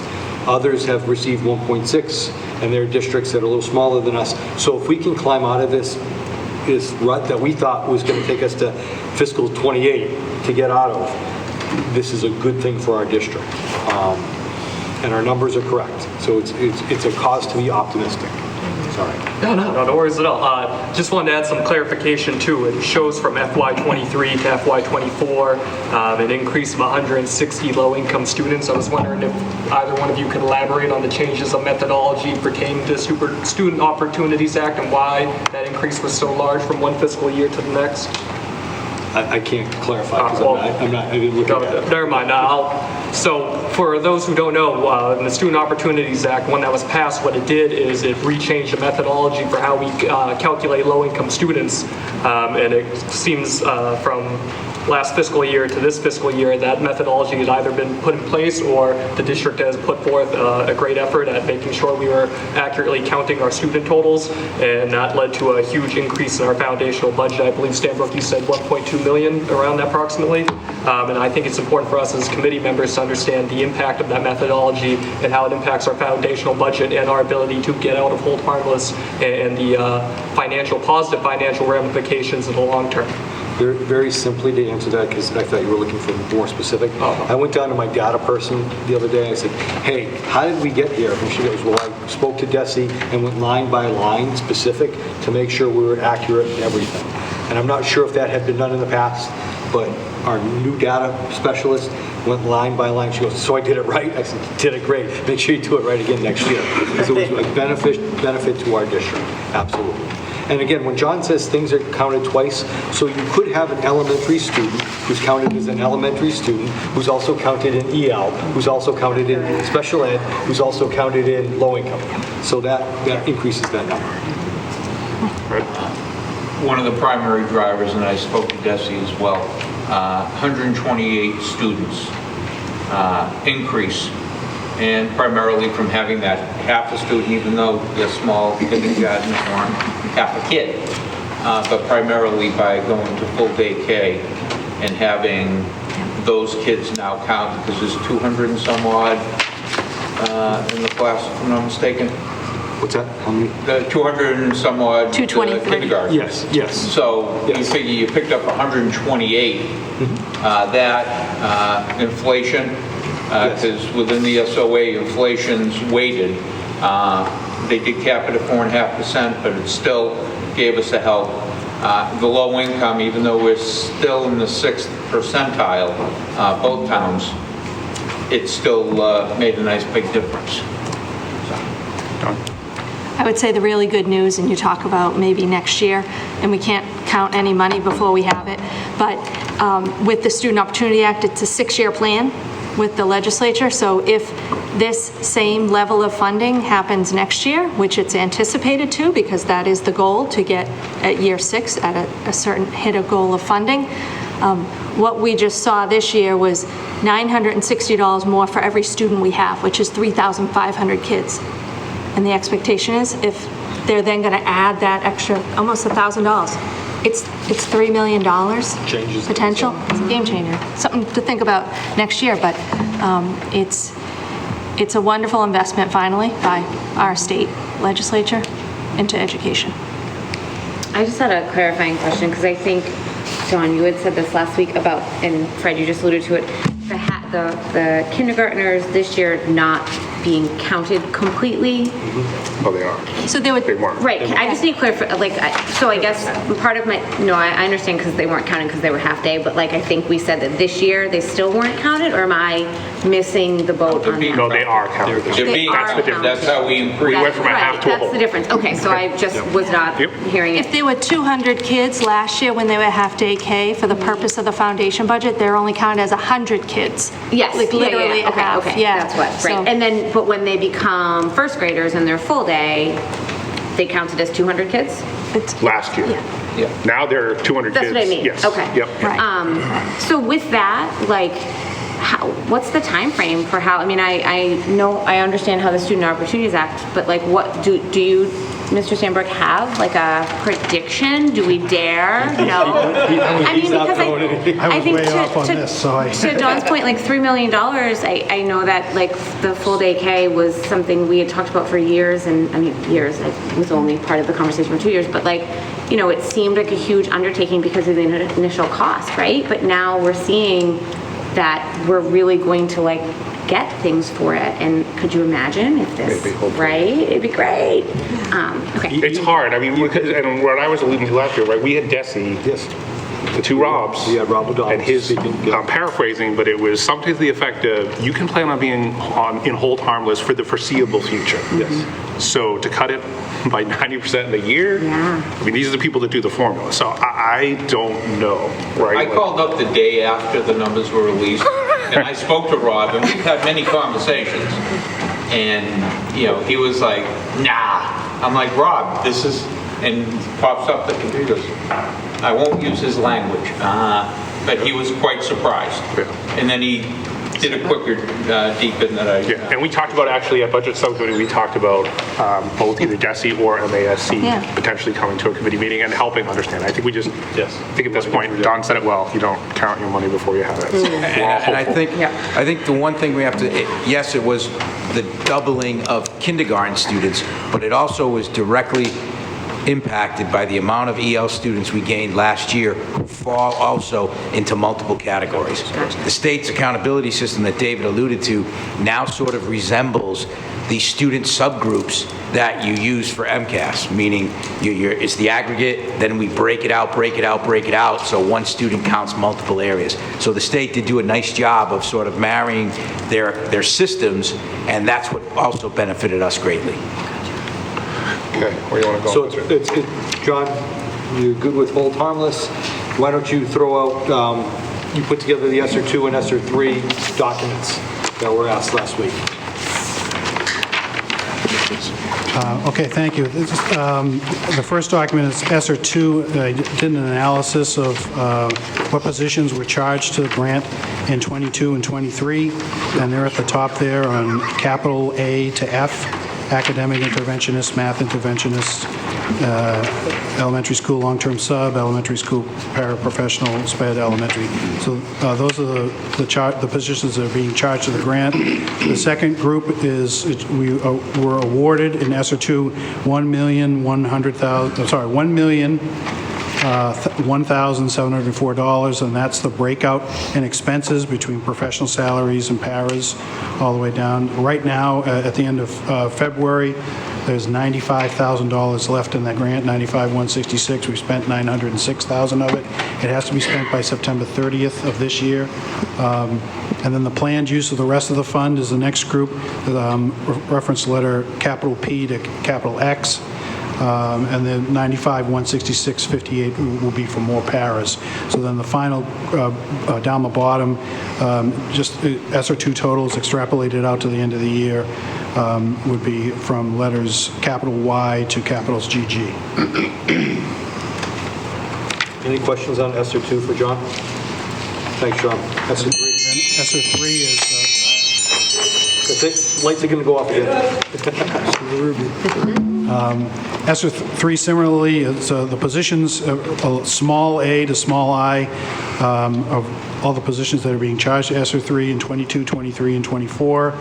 ESSER 3 was, we were awarded $2.314697 million. Reference letters small j to small r are where that money is going to be, has been spent so far through February 28th. We've spent $743,849 of it. The balance in the ESSER 3 grant as of February 28th is $1.57 million. And then the planned use of the rest of the funds, the FY23, the breakdown is from letters small s to small aa in 23, and then into 24. And then the final grouping down the bottom from letters small bb to small jj would be the breakout at the end when the grant is completed next year. Questions on ESSER 3 for John at all? Fred, do you have a question? Oh, just getting to, once we hit next year, we're using $1 million. How much cash revenue are we using for FY24? And then do we know how many positions that will extrapolate to for FY25 and how much we'd be looking for to melt into a budget then? And that may be a discussion for another evening. I understand there may be some research needed. Yes. And yes. And I think part of that is, you know, we're going to do a re-eval on all our support systems in district for next year. When I talk about paraprofessionals and where we're using them, and make sure they're being used as efficiently as possible.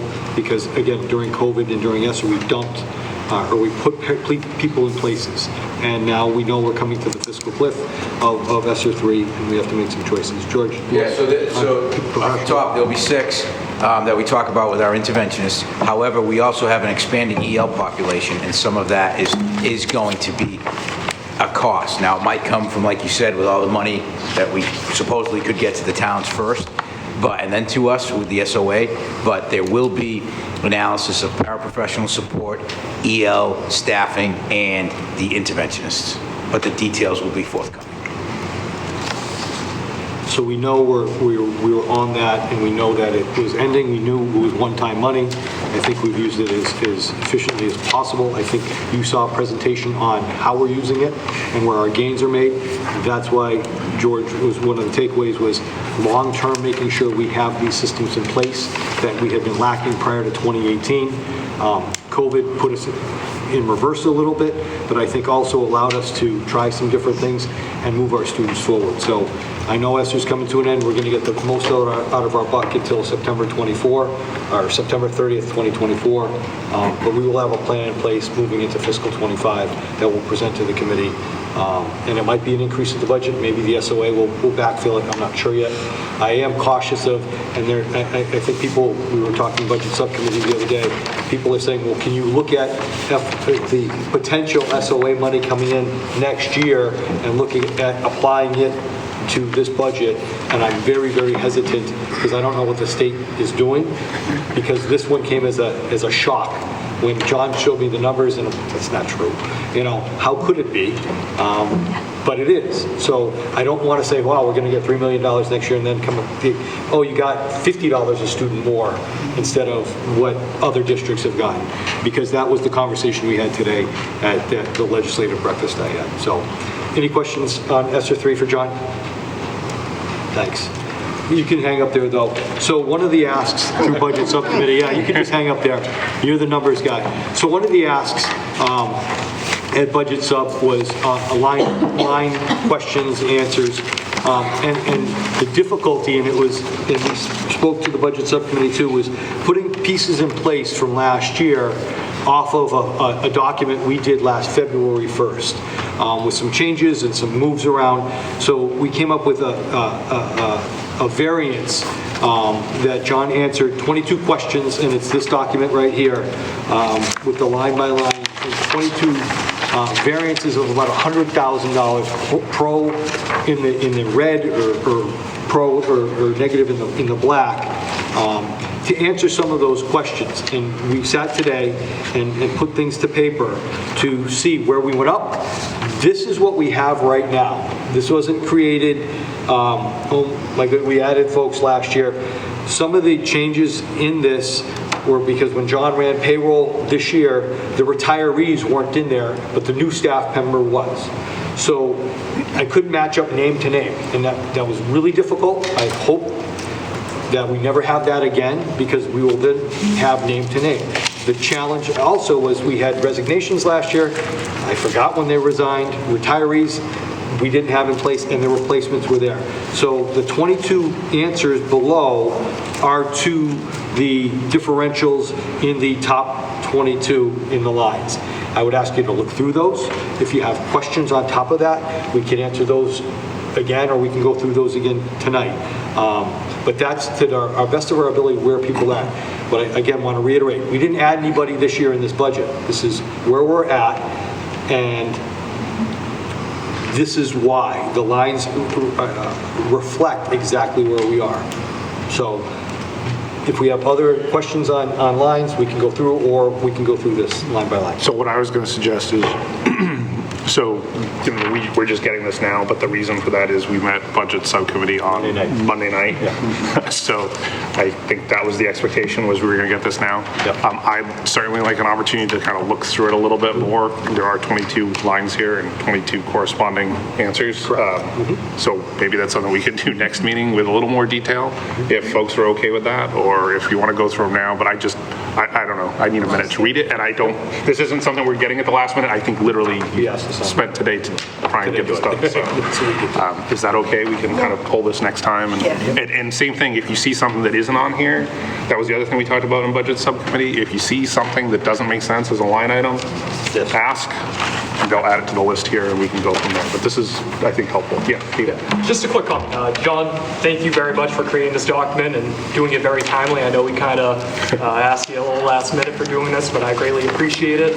What we talked about briefly during budget subcommittee was elaborating on some of these line items that people want more context to, but then also trying to figure out a way we can elaborate the funding rationale to people. So if you look at the bottom of the document, Stanbrook did an excellent job of breaking the line item count 1 through 22 and explaining where these numbers are coming from and the rationale to them. So I think the mindset us as a subcommittee had is it's a hard expectation to ask the public to support a budget that doesn't necessarily have complete transparency, and I think this was a great job at elaborating on the questions that people had. I know Finance Committee members had a couple questions pertaining to it, so I just want to say thank you, Jeff, and thank you, Stanford, for doing this.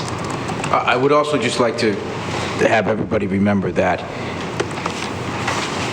when we talk about one, complete transparency, and as you see, John gives you multiple appendices of everything. At some point, transparency can also lead to confusion because we've seen that we're sometimes duplicating efforts in different graphs and things, so that's one. The second half is that John actually also has other responsibilities in his job, so I'm asking, because he won't, that we just remember that when we're seeking information, because it's taking a toll on some of the other things that we still need to carry on for and account for that we talked about maybe in executive session last week. So that's my pitch for him, because I like the guy. So we're gonna move on to those questions from Lions for next week. The other piece in your packet, and I reached out to Lisa Grain and Mary Beth. What's Mary Beth's last name? Now I forget. Carter. And on Friday to ask two questions. What's the earmark in their budgets, or if they could send me their budgets? One question, and then two, if they could break out the differential in percentage of the school district budget pertaining to the town budget. So Mary Beth, Lisa's working with her accountant. She said she would get back to me. But Mary Beth sent me this document yesterday. So this is what's allocated for the Whitman town. I haven't really even looked at it in too much detail, but I just wanted to thank Mary Beth because she responded right away. So did Lisa. I know Lisa's working on it, but it's a document that I think the committee needs, or some numbers that the committee needs to make a judgment or a determination on the district budget when we move forward to voting and assessment next week. Looking at where Whitman has earmarked us and comparatively to all the other departments in the town. And I just, again, shout out to Mary Beth and shout out to Lisa, I spoke to her tonight, for their assistance in this. This was challenging for me to receive last year a little bit, and it hasn't been so much this year. And I'd like it earlier, I hope, in the future, and I'm going to say that publicly, so that the committee can have a month to digest this instead of a week. We have come out with our budget in December now. We met in January. We've been doing this process. We started in November. It's been a few months, and we're in the middle of March. And again, I think it's good for the committee to see what's line items for both communities, to make an informed decision on how we spend taxpayer dollars for the school district. So I appreciate that. And again, I didn't expect you to review it tonight for discussion, but it's a discussion item for next week as we go into next week. That being said, on the budget too, I am going to advocate that we hold firm with what we need for this year. And I'll say that again next week, but just food for thought, because somebody's going to ask my thought next week, is we stay where we are. We're at a 3.41% increase in our budget. I know nothing's ever firm once we vote a budget next week, but that's what we need. Part of the presentation today was a strong K-8 presentation in support of students. We have put supports in place academically, social, emotionally, extracurricularly for our students, and the budget that we presented, and John didn't make any changes to last week. There was no new documents. That's what we need to make sure we put a level service budget in place for our students that they have currently today, and I'd like to see it moving forward. Moving into next week, too, again, if you have questions before that I can answer, there are so many variables within the budget, people, personnel, supplies, whatever. There's a lot of information. When someone asks a question in this meeting, and I hate to always say I have to get back to you, if I can get that question ahead of time and I can answer it publicly, that would be great, because it gives us time to look into the budget and see where those expenses are. But I think John put together the numbers as best he could.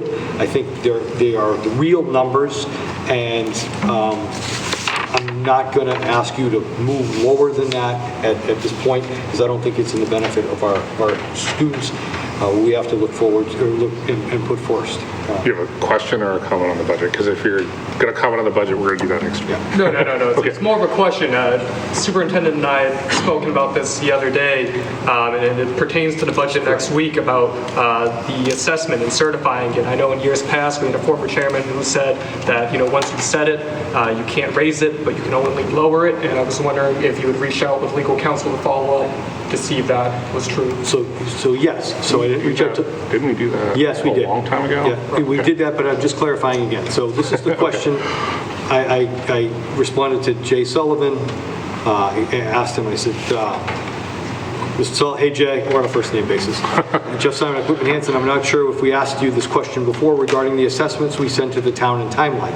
We plan on setting the assessment next Wednesday, 3/15. Town meeting is May 1st in both towns, so we meet the 45-day timeline for adopting a budget. The question we have is about increasing or decreasing the budget or assessment numbers after 3/15.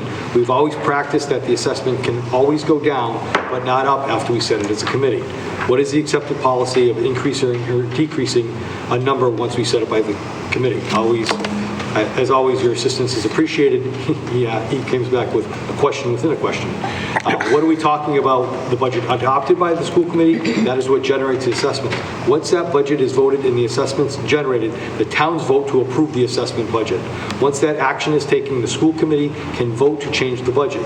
That change may also change the assessment. So under those circumstances, if the assessments don't increase, members can choose to have a town meeting or vote the new budget assessments. So realistically, what I see here is you can change the assessment either way until town meeting. That's what he reads here. Fred?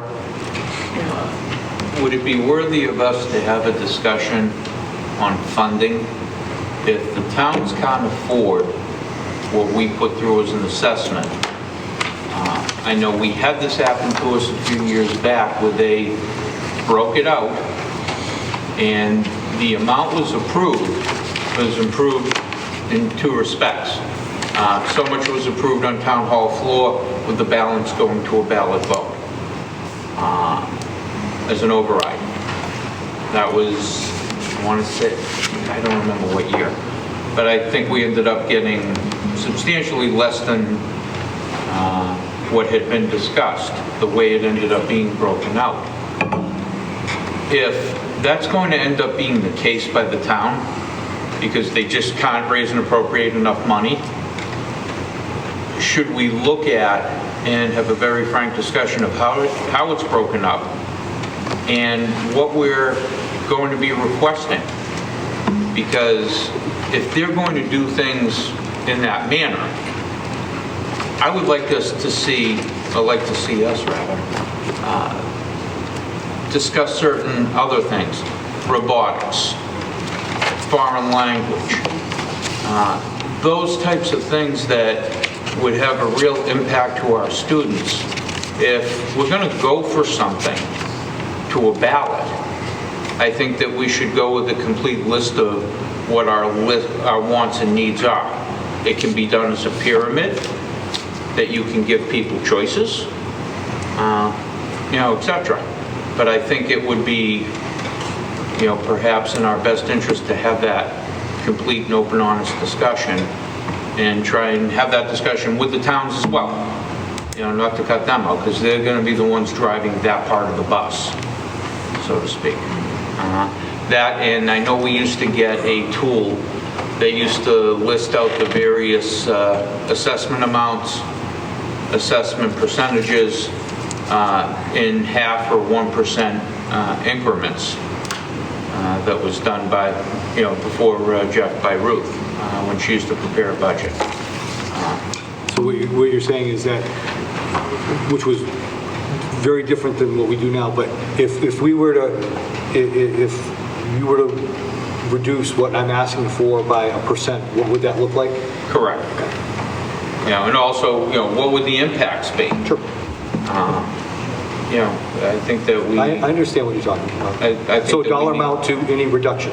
If it's a 0.5%, I don't have the number in front of me, but if Whitman's assessment right now is 7.75, and if we have to cut it to 6.75, what that number is. to cut, correct? Correct. And what is the impact to our Correct. services, you know, at the same time? I think that's, you know, a good thing for everyone to know as well. Okay. Beth? It's interesting you brought up about the increase or decrease in that, because I was just looking back too.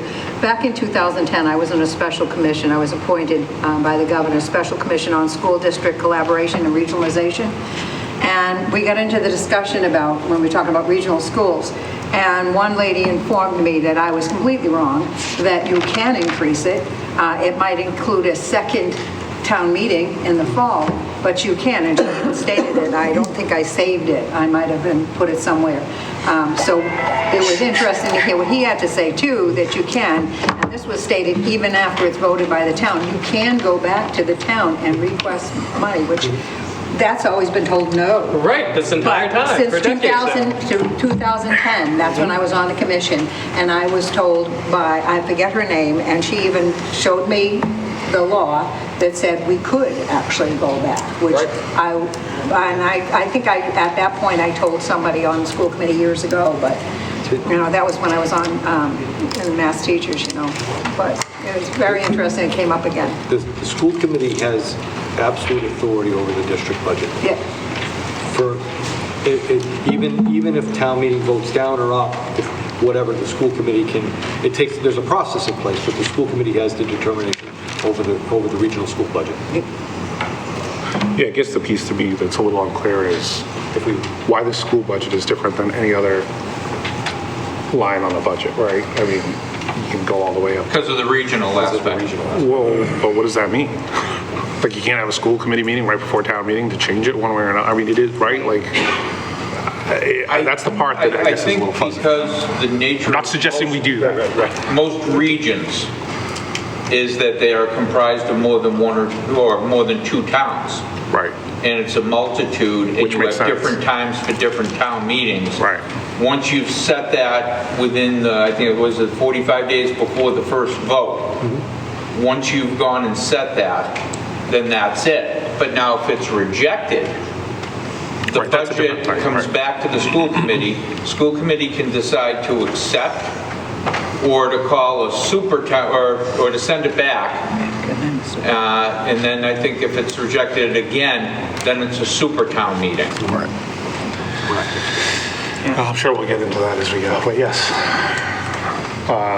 Yes. I just want to clarify, and I think you said this before, all the documents that we have, this is a level serviced budget, what you're presenting, so it's not adding anything except for what we currently have for our students. Correct. So any decrease in the percentage would not cut things that we have grand ideas about, it would cut actual services that our students are using right now. Okay. Yes. John.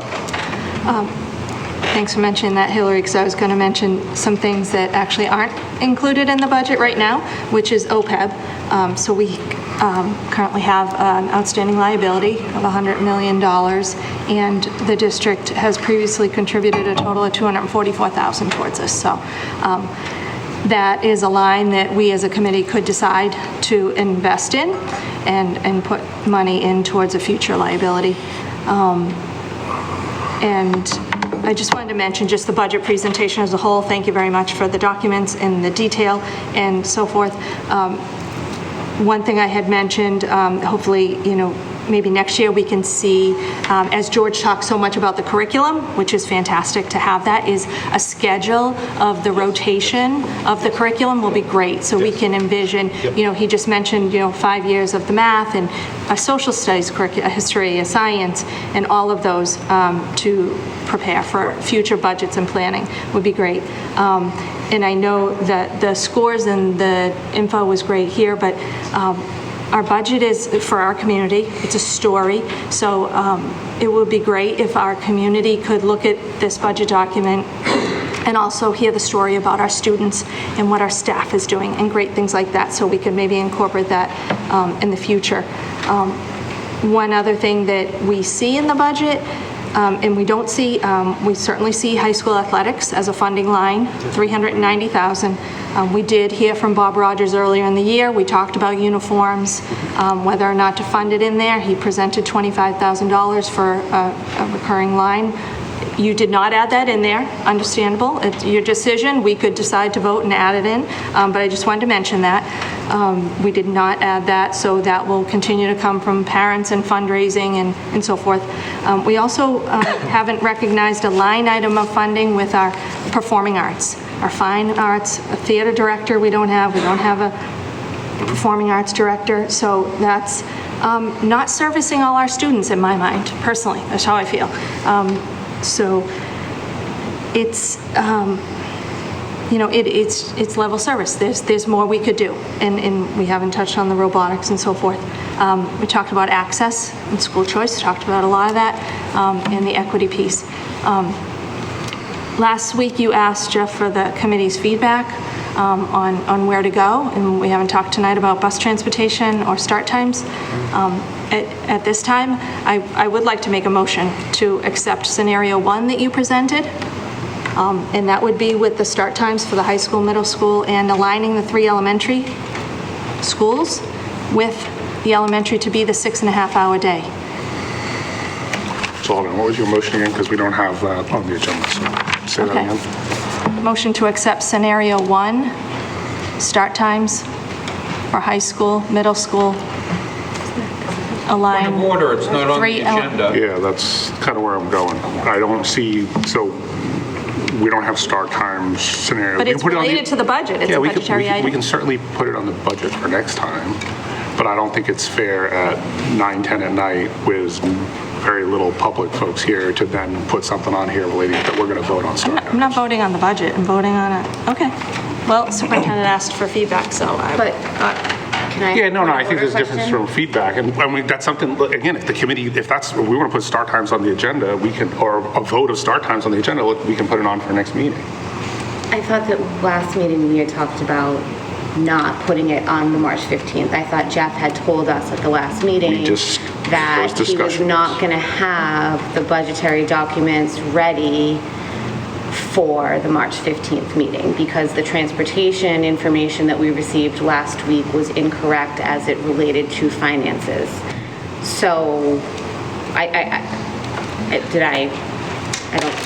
can anyone verify that? Yeah, I remember talking. We talked about that. We talked about coming up with a plan, but I think there was also I want feedback. So feedback is fair. I think Jeff said I don't think I can have this information ready because a lot of the committee members talked about how if we're going to vote on it, we need to have all of the information, and we didn't have all of the information to make a educated decision. So I'll put it this way. I mean, it's not there. If the Did I just lose the floor where you responded about my motion? Yeah, I did, because point of order is it's not on the agenda. So how about this? If you would like to make a motion to put start times vote on the next agenda, that would be, I think, more than fair. We can do that here.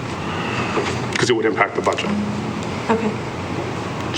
You need to make a motion to put an item on the agenda for next week? Because I'm hearing the rest of the committee say that we already talked about that and decided that we weren't going to do it. So I need some clarity from, you guys got to tell me what to do. Sure. Okay. I hear some groups saying we've already decided we're going to do a plan, and I hear, well, hey, we want to vote this. So to me, the simplest way to clarify would be, how about we just have a motion to put it on the agenda? If the motion carries, then we're going to talk about it and vote it next meeting, and if it doesn't, then we're not. Pretty simple to me. Do you have a question, or? Yeah, a question or a comment, I'm not sure. I guess what I'm getting at is next week we're going to be voting on the budget, right? So wouldn't start times technically umbrella the budget because that's a program that could be added? Absolutely. So I guess what I'm getting at is... And there's been a standing policy since I've been the chair for any person here to say, if you want something on the agenda, let me know. Yeah, and that's what I'm getting at. And I didn't get anything about start times from anyone. But what I'm getting at is it's going to be on the agenda next week because that's a program that could be potentially added if somebody wanted to make a motion to go above level services. So I guess what I'm getting at is there really isn't a need for a motion in a second because it'll be encompassing. We've already talked about it as a committee, I think, which was, I think there was a plan. I think what I heard was we were going to come up with a plan. That's what I heard. That's true. Yes. So to me, there's a big difference between not saying we're going to prepared come up with a plan and we're going to vote something. So I'm looking for clarity from the committee because I don't want to keep going back and forth Right, for hours at a time. If I could just clarify my remarks. Yes, we did, as a committee, decide we were going to look into it, but I guess what I'm getting at, theoretically, any committee member could make that motion to add that program, and then from there, that would be the deliberation that follows pertaining to that particular service. So I guess what I'm saying, Yeah. and you guys can overrule me however you want. We've had multiple meetings about start times for several months, which culminated in the last meeting. I think what I heard was saying there needs to be a plan. So rather than just dismissing all of that discussion and debate that we've had up for the last several months, I'm looking for clarity from the committee. So if the committee so desires that they would like us to put start times on the agenda for next week, let's put it on the agenda for next week. That might be something that's clear. Because I don't want to put it on the agenda next week and then have a whole bunch of committee members tell me, we've already talked about this 5 times. So I need some clarity as chairperson on what should be on the agenda. That's all I'm asking for, because I can't read 10 people's minds. Yes. I can only speak to what's in my mind, and it's a crazy place. So I'm looking for a motion on start times. I Because understand. we're now, that is not on the I thought that agenda. this was settled business, that we were not going to be able to have enough information for us to have a responsible decision and vote in time for the March 15th certification.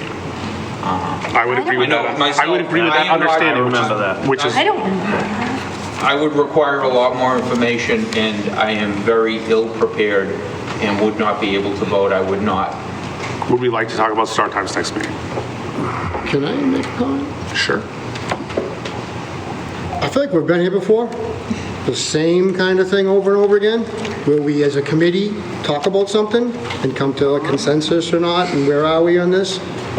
And that doesn't seem to be good enough for some members. I don't know. So again, if someone would like to make a motion that we have a vote on start times on the agenda next week, I think that would clarify things. And if we don't want to make a motion on that, then I'm not sure it would be appropriate to vote on it without giving the public additional notice, since this has been a topic that we've talked about repeatedly. And that would be irresponsible of us. I rewatched the meeting, and we don't have the meeting minutes, but Jeff says he would prefer a plan instead of a deadline. Trying to fit it in for March 15th has been challenging. And as a committee, we talked about how we need more information. It would be irresponsible of us to spring it on we've received so many emails about this. And we came to a consensus last week that we don't have enough information to make it responsible. No one's saying no. We're saying we want more information. And it's not fair. We just talked about how John Stanbrook is doing so much work and coming up with the financial piece. We need to, one thing at a time, and we talked about this last week, and I agree with Chris, we're just the hamster in the wheel right now, and we're not getting anything done, and we need to move past it. We came up with a plan last week and said we were going to get more information, and that's what that's what I think we should do. Yeah, I would just follow up and say the superintendent did start a working group last fall, so I guess this is frustration coming out that we don't have the information that we should have already been able to make a decision for. And it isn't even the start times that's my priority right now, it's equal access to opportunity. So all I'm saying is we're violating civil rights right now of students, and I want an answer and I want a decision very soon, and I don't want to be violating anyone else's civil rights. I think for anyone to make a conclusion as to what we're doing in terms of It's not when you've called DESE and that's what the attorney at DESE tells you. Okay, so let's bring it back. Where would you like to go as a committee? Because right now on the agenda, I believe we're on FY24 budget discussion, trying to get to the school calendar. So what else do we need for the budget discussion? Would you like a motion to move on to the school calendar? I don't think we need a motion to move on. We're moving on. If everyone wants to make a motion as to what should be on the agenda for next week, so I'm just so it's clear, I'm not adding start times to the agenda, nope, unless I get a motion from the committee. Okay. All right, moving forward. Anything else on FY24 budget? Sorry. Mr. Chairman.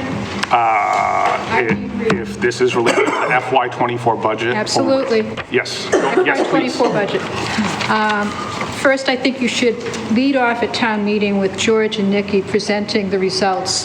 That was the most exciting presentation in all the years I've been sitting here, so kudos to you too, and kudos to everybody who has been part of that, the students, the teachers, the principals, everybody. I've said this to you in previous years.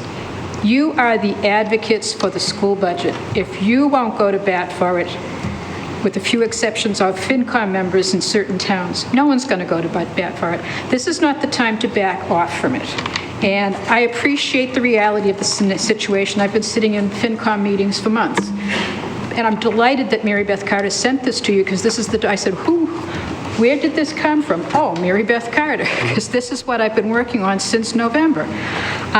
If you take the time and calculate the percent increases for certain budgets in the town, you will see that the 2% or 2.5% increase for town budgets and the 5% increase for the school budgets is not being applied. And I appreciate, Chair Howard, that in the previous meeting you said, we're not going to go for 5 if there's other budgets that are getting more than 2. We have to advocate for the schools. So stick to your guns. I'm thrilled with the information on the ESSER 2 and ESSER 3, and I can't say any more than everybody has already said about John. He's amazing. We will, at the FinCom, go through with a fine-tooth comb, to the extent that you can for a $60 million budget, be able to support or challenge, but probably support, the request that you're making of Whitman, as the budget managers for these other town departments have made the case for increases significantly higher than 2%. So please continue to advocate for the students as you always do, and don't worry about the 5%. This will all come out in the wash. There's all sorts of fictitious numbers out there that they're not real yet. When they become real, then we can talk about what do we have to do. But thank you for all the work that you've done. Thank you for all the work you guys have done. And as I said, this is the best meeting I've been to in a couple of years. Great, thank you. Before we move on, we are invited. I will be at the FinCom next Tuesday night at 7 o'clock. Must see TV. If you guys want to. They're not televised. Yeah. Oh, man. Last year, a bunch of us went. We'll be there, and thanks for the invite again. School calendar? School calendar. So I think it's the last page in your packet, or close to the end, sorry. A few pages from the end is the 2023-2024 school calendar. We talked about it last time. Did you clarify? So we clarified, we are going to school on November 7th. Okay. Yes, it is not an election day in town. Hanson, it's nothing, so we are going in. So there was an adjustment. It's a school day there, and it moves the end date to, I believe, the 13th of June. Okay, so I would entertain a motion to accept the school calendar as presented. moved. Second. Any discussion? All those in favor? Yes, sweet. All right. Anything on strategic planning that we need to know? No, not really. Did we get the notes? Yeah, the notes should have been put in the next morning. Were they in And I can check if they weren't. However, April 14th is the next. Okay. We're planning for April 14th for the next major 24-person go-around, and then we would update from there. Okay. If we could just double check on the notes. I may have messed up, but I didn't see it. Okay, I don't think. It says strategic plan. It's not in the meeting packet, it's right in the... Yeah, it's right here. Okay, so maybe if you don't mind, just send us the link and we'll get there. Thank you. Perfect. That explains it. Okay, so we have a couple job descriptions. Mike, please.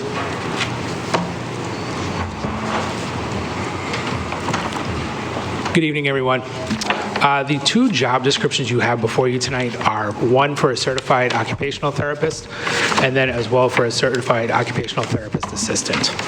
The reason I'm bringing these before you tonight is part of my transition into the district in learning our service delivery model, looking at our contracts, and kind of just getting oriented in the district. This was one contract that really kind of stood out to me. We currently contract with North River Collaborative for 2.5 full-time positions, and what we're paying for those positions is $285,600. This was a contract that I thought was very large for a minimal amount of positions. What I'm looking to potentially do is hire within the district 2 full-time OTs and 1 CODA, which is the assistant, in order to kind of meet our service delivery needs. And with that, also hopefully have funds, I would think, left over to really be able to redistribute throughout the district. Given kind of looking at our current budget, I think this is good timing for this piece. And I think we're also, in areas in terms of our occupational therapists is an area where we're seeing still a lot of people come through the field, an opportunity to also really hire and have our own people. So just to recap, we have 2 OTs and a CODA. Those are outsourced to a third party. We're going to bring them in-house, and we think that would cost us less than the $285. So right now, it's 2.5 full OTs. What I would propose is to bring in 2 full OTs to do our assessments, our consultation, and a minimal amount of services, and then really have our CODA, the assistant, do the services piece, which is really within their job description and rights as under their license. Okay. So I would entertain a motion, we'll do it together since I think they're linked, to approve the job descriptions for the occupational therapist and the certified occupational therapy assistant as presented. So moved. Second. Any discussion? Fred? Just, actually, no, because before we'd approved the hire, so no. Okay. Just the job descriptions. All right, everyone else is good? All right, we'll move to the vote. All those in favor? Unanimous. Wonderful. Thank you. Thank you. All right, and then field trip requests. So I'll, again, try and do this. So we'll try and combine them. This could backfire.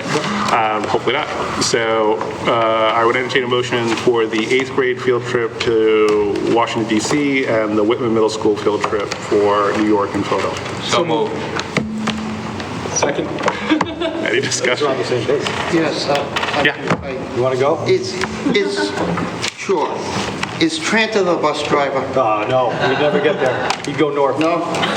Okay, and then the other one is, if Mr. Tranter goes to Washington, I'm going to write a children's book about it. Any other discussion? All those in favor? Unanimous. Wonderful. Okay, with that, I would entertain a motion to adjourn. So moved. Second. All those in favor? Thank you. Wonderful. Thank you. Have a good night. We'll see you next Wednesday. Good night. Can't say it'll be shorter next Wednesday.